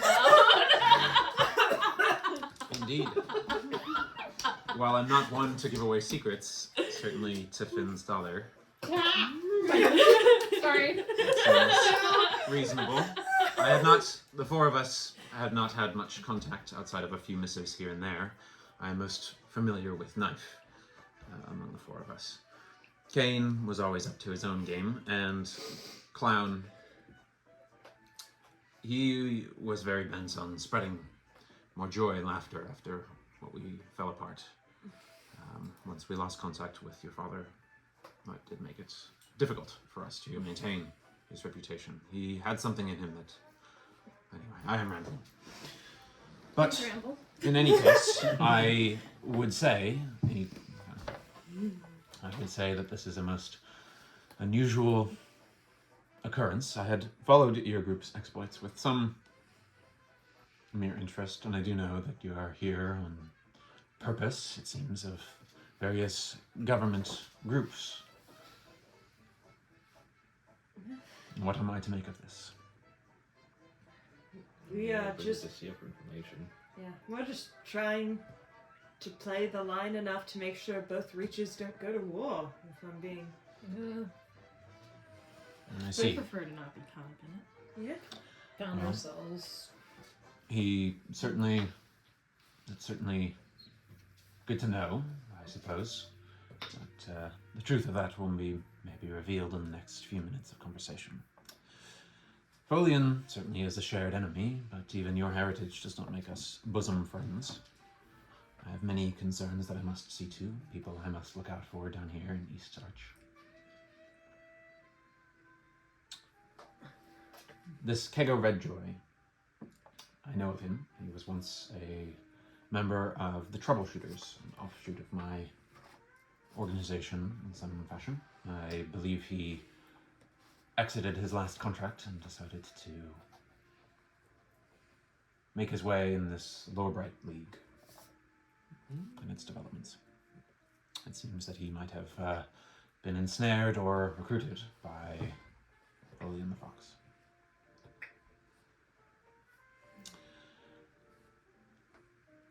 It seems that this is a fortuitous timing.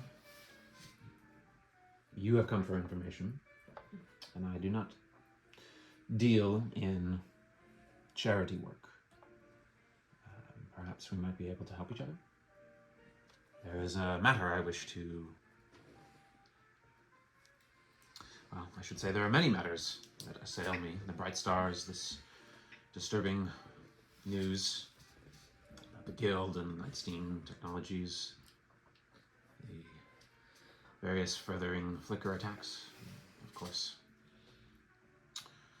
Other matters closer to home, else I would have maybe pursued your father's disappearance more actively.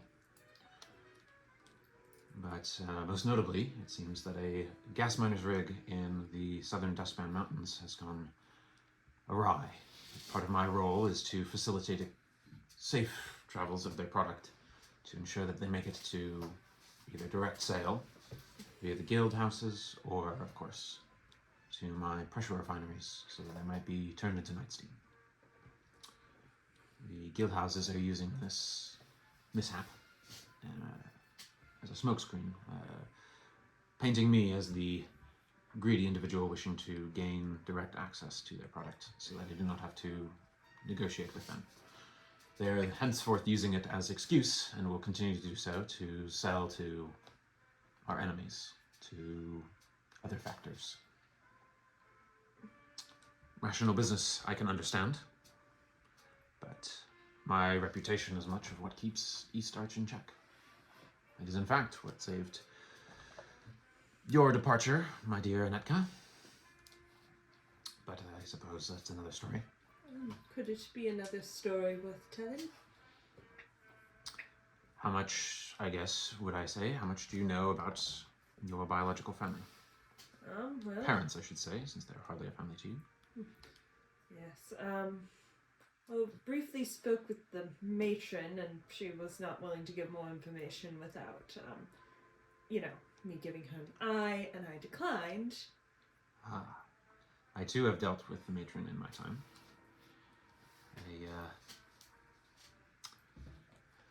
old companion of mine I sold to someone in her care at a young age, a young drow fellow. I parted with my dog to ensure that he had some companionship. In exchange, your exit was facilitated, and I took measures to correct your parents' violation of my rule.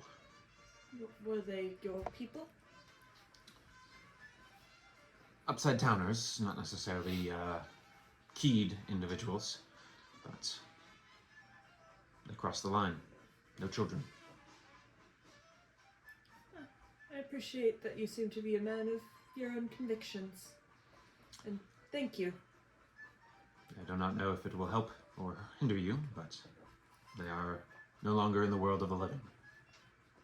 I dealt with them myself.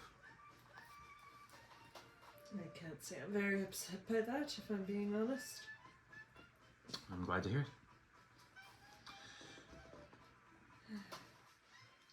Well, perhaps we ought to get back to the business at hand. Let's not beat around it. I know that you're here to either accuse me or seek information from me regarding missing lumen and lumen-based technology, Solnian technology. That's what we're doing. We can exactly hide it. Yeah, we're not very good at keeping secrets, are we? We're not very good liars. Well, perhaps truth is what I need. Exoneration in this matter around the gas miner's rig would allow the facilitation of reaffirmed and renegotiated business terms with the guild. It would allow for the assessment of this rig to see if it is worthy of repurposing and possible leverage for me to truly take it under our wing, I guess you could say.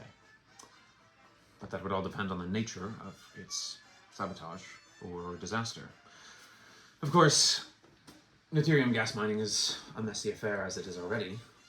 It might have been a natural disaster, although the Gas Miners Guild assures me that they are very careful, and such accidents rarely happen and affect more than one individual at a time. In any case, I would request that in exchange for this information about the lumens, you seek out and find this gas miner's rig.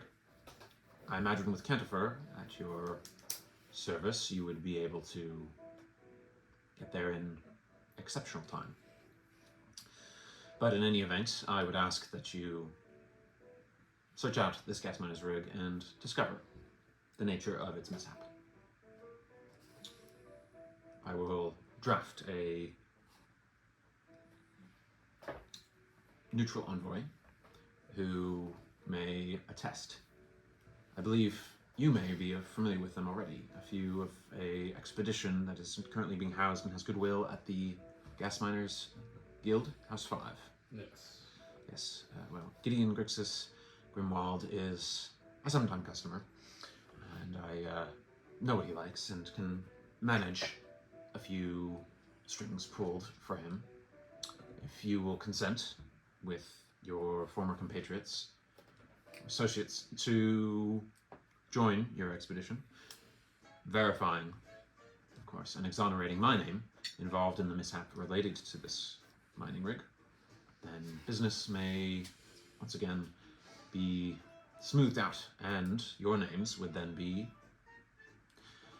in the positive, I guess you could say.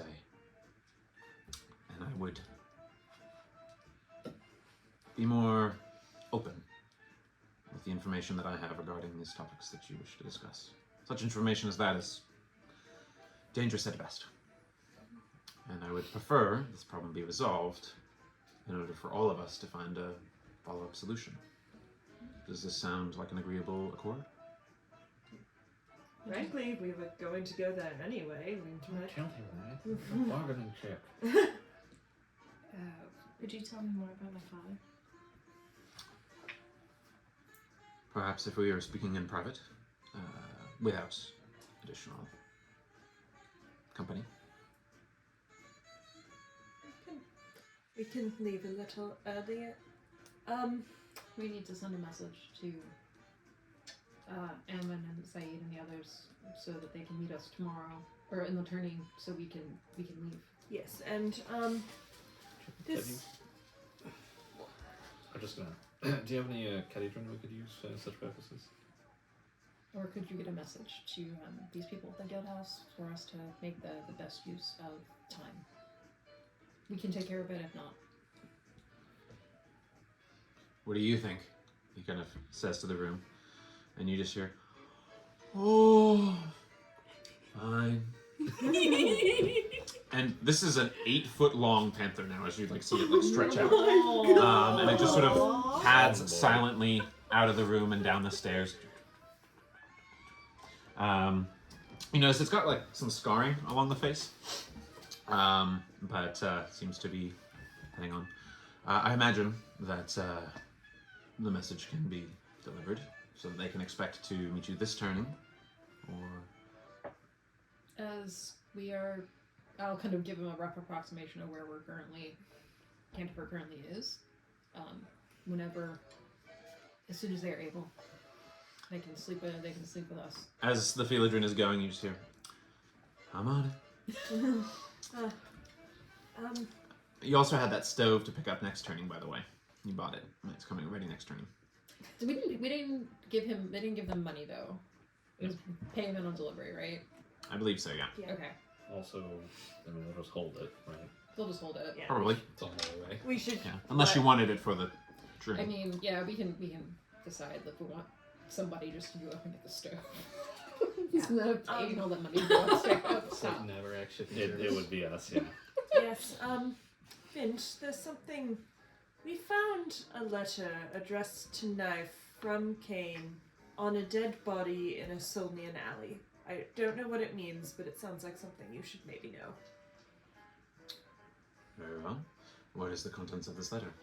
We have it somewhere. We did have it. I can. And can you describe the individual who was carrying it? Oh gosh. That has been a hot minute. It's been a hot minute. Let me plumb the depths of my memory. He keeps a journal. Very detailed. Very detailed. Ah, yes. Knife was always the one with details.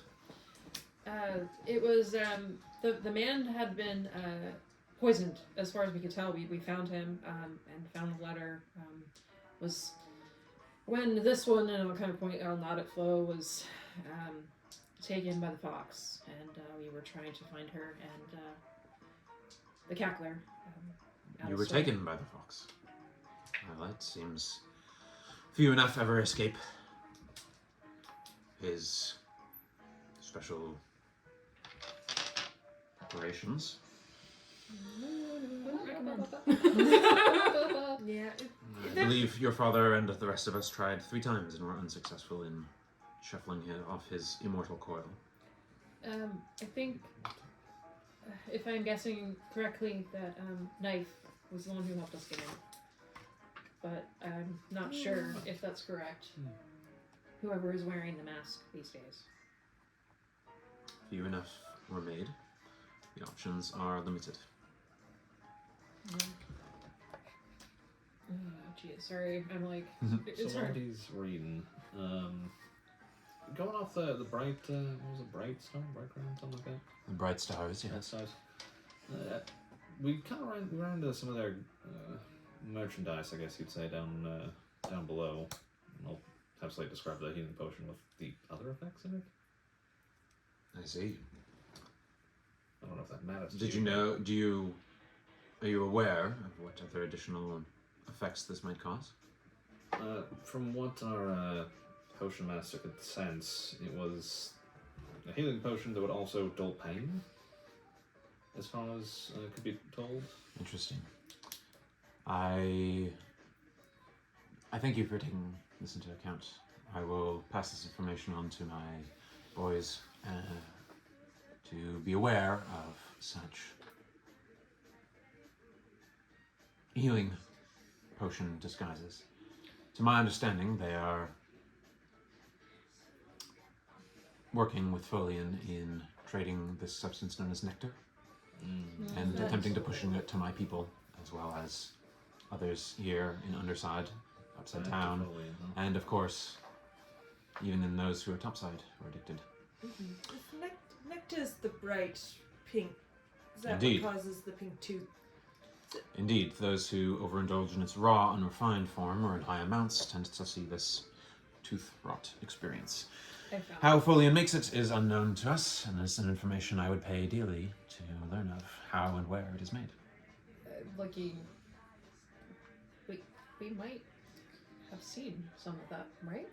I'm looking at you three and Monasis, right? There were snakes Oh, yeah. in his warehouse, right? Oh, the Oh, snakes. yeah. That you chased down to the. Yeah, we in looking for Flo and Sharps, we came across some. They were importing snakes and feeding them, and just There's we a could very tell. slithery cart at one point. Yeah, we something to do with some sort of snake. I see. I will pass this information off to Knife.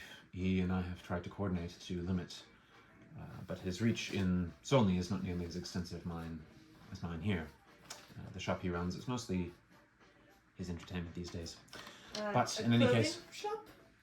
I cannot comment on that. I found the description of the guy. Yes. So He's just saying one more thing too. Like, I thank you for bringing this information to my attention. We will be on the lookout for any serpentine transportation and see that it is more directly searched for information.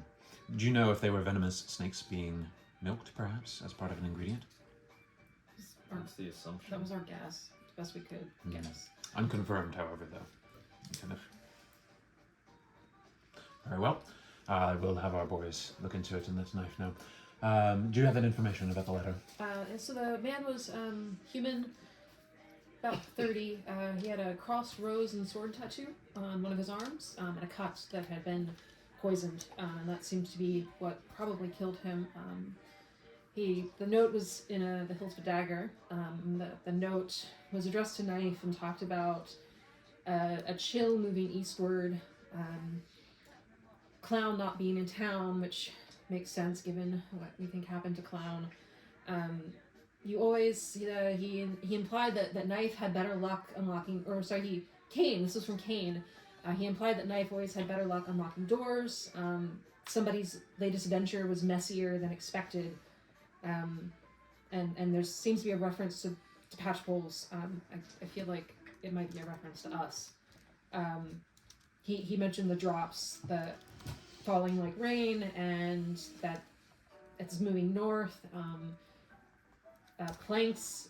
See if I can pull up the direct letter. I have the direct letter, but I'm kind of playing it as like Tennille is got it, like got it. reading his own notes. Okay, I need to look at the direct letting because I don't have it out of me. But Planks appearing on the shining shore, and perhaps father and son might see a reunion. We met Foley and son, and Killed boy and son. killed.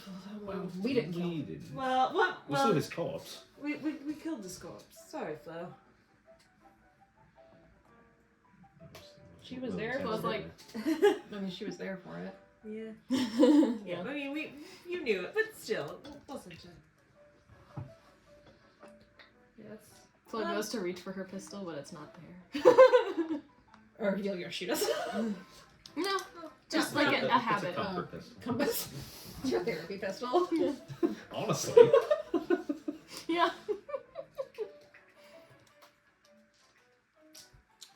I see. Well, I understand that. To my understanding, this individual that you describe bears mark. You say rose and dagger. This is what Felina has in her notes, yes. Has a crossed rose sword tattoo and a cut on his right arm. Yes. The smelly smell that smells like death is what I The crossed rose and dagger might pertain to some of Brody's exploits. I do not recognize this individual based on the description you have said. I know he has dealt with many smaller-time criminal organizations and subsumed them into his larger plans. He has. As for the other cryptic concerns. Some of them are making sense to me. Certainly, I will not mourn the death of Brixton Blackmist, but true, his father is far more formidable than the son. In any case, it seems that is worthwhile information to know. What other? Can you read the? Just read it word for word so I have it. It says knife. Whispers are about the chill moving eastward with gleaming intent. Still no clown in town. The rumors and dark humors are milling abound. You always had better luck unlocking doors than I did. Perhaps you could send another word. Their latest venture was messier than expected. More than a few saw fur and feather, and the poles were pulled down and around. Drops are falling like rain here. Expect similar weather in the north and mixing in Foxfur. Our planks are seeing driftwood amidst the shining shore lately. Perhaps father and son may soon see a reunion. Still no sign of any roots, despite all the branches. Spare a wing and a drake next. Cane. Well, some of this seems to be more about connections that they have had, but I can make some sense of it all. The drops refer to a particular recreation famous or being made fond by many Lunavir and Solnian individuals. Drops of nectar within their alcoholic drinks for a sort of recreational hallucinogenic poisoning. Such a small amount is addictive, but not too dangerous in moderation. Of course, that's how it starts. In any case, it seems that some of the rest of this information is unknown to me. The chill coming east, I'm not sure, and the gleaming. But certainly the Lorebright program has stirred many interesting forces that are unknown even to me in their movings. I will muse on this some more and consider what other connections I might be able to reestablish. I have not had much connection with Kane in a long time. He and I never got on very well. In any case, I think I might have a similar feeling if Kane is who I'm assuming he is. Oh, he was always good to you. in any case, many pieces are falling into place as far as how you all maybe came together.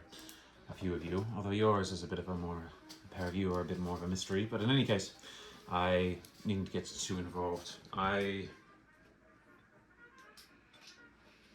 would prefer if we had no further interaction until your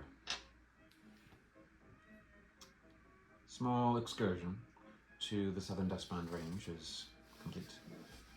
I would ask that you do everything in your power to keep these two safe. Always.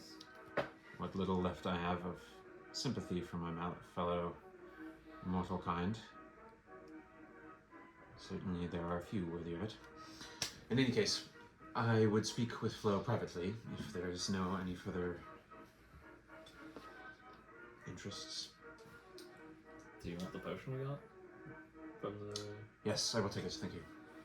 So I didn't know if I should take it with me, so it's down in Cantifa, but I guess we can bring it next time we see you. I will have Jeff collect it for me. Ah, good old Jeff. Oh, Jeff. Yeah, we know. We know Jeff. I do as well. It is useful to have well-positioned people. In any case, you may see yourselves out. Enjoy the entertainments, should you choose to stay for them. We will discuss group ID upon return. We'll wait for you, Phil. We'll Or do you want us we'll to be head down? downstairs. Go have fun. In Cantifer or up in the bar? Whatever you choose, just send me a message. Okay. Maybe we should Or wait you for know them. how to reach me. That's what she's saying. I don't know. They if won't you be can able to reach send you message. via magic here. Well, Why don't you enjoy the entertainment locally? Yeah. We got all gussied up for a reason, right? Okay. Okay, so we'll go back down to the bar. So you guys exit. I can't say I ever had the pleasure of meeting you, but you do certainly bear a resemblance to your father. Last I knew, he was a merchant on a vessel and went missing. His mercantile cover on his ship was effective for explaining why he went to and fro, but he was a pirate, a good man, and a protector, particularly along. Look at my own name of things. So in this region, particularly along the Verdant Sea, many whaling, slave-taking corsairs, of course, the troubles of red coin. And of course, legends with Karlax. He worked hard to ensure safe shipping lanes when he began. He found the four of us and shared his legendary reputation. We helped further it. Soon, folk thought he could be anywhere, everywhere, with 5 of us together. The 4 of us would often pull missions in pairs, one masked, one not. Infrastructure. But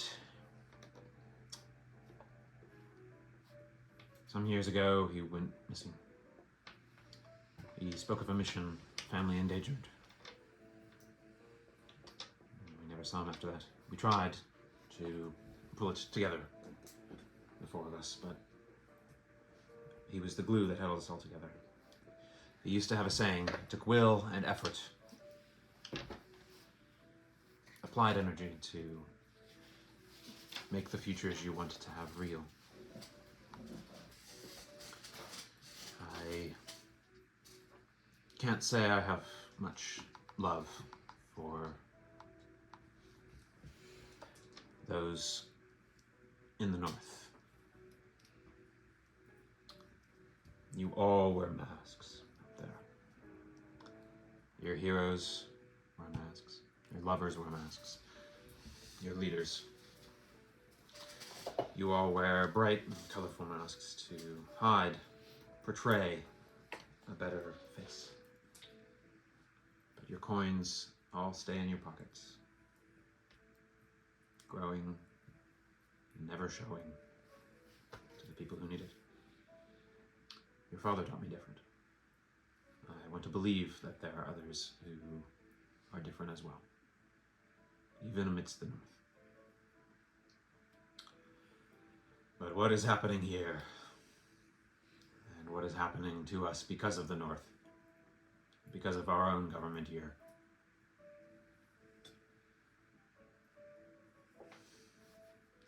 I want to believe it. But after your father's disappearance, I'm not sure I do anymore. I would like to believe, for all of you, to show me that you are not hollow, actionless, and empty, as the masks that I put down.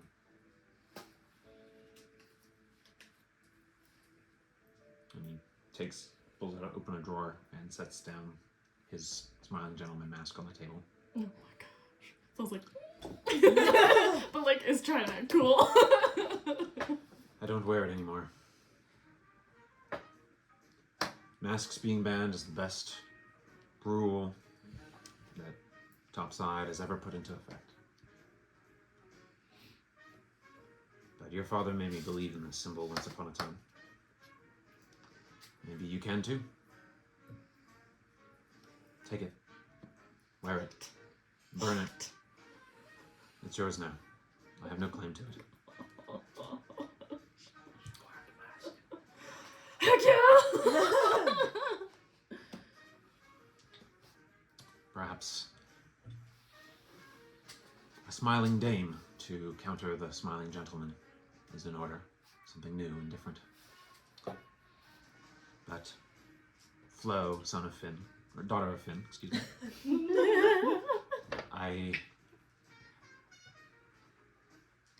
I think we all need something better to believe in.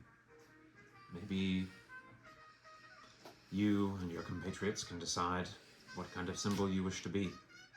Certainly you have carved a reputation where you've gone, and certainly drawn the attention of many figures, as you have only just begun to learn.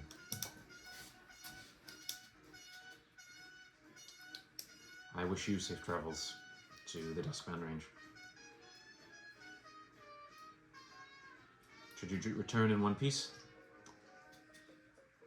perhaps I may be able to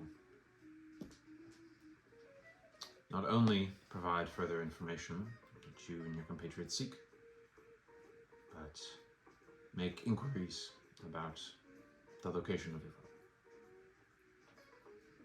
Thank you. Good luck to you.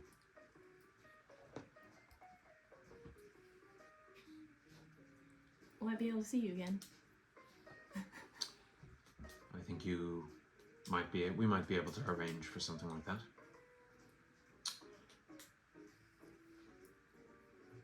I will make sure someone makes contact when you return.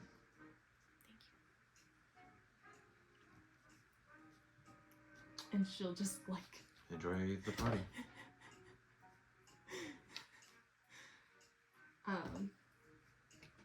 she'll just kind of sit there with the mask and put it up to her face and like smirk a little bit, and then like hide it and like give him a wink and walk away. Before you go, that mask carries a certain reputation to better those who need it most, to challenge those who deserve it most, and to assist any who may find themselves in the line of fire between such parties. The smiling gentlemen do not tolerate collateral damage. Your father always taught us that. I remember he jumped off the roof onto a fruit vendor's cart one time, bought the man a cart twice the size the next turning. Live up to that reputation, Flo. I'll try my best. We're not there. We're awkwardly sitting at a table down in the club. Like, very awkwardly. You guys are seeing some stuff. There's some dancing that's happening. like covering Anika's eyes. You ever date someone with someone else in your head? It's rough. So you depart with the mask, and return back to the open side of Dionisia's, enjoying the remainder of the music, and return to the rest of your party. And that is where we'll end tonight's session. Yay!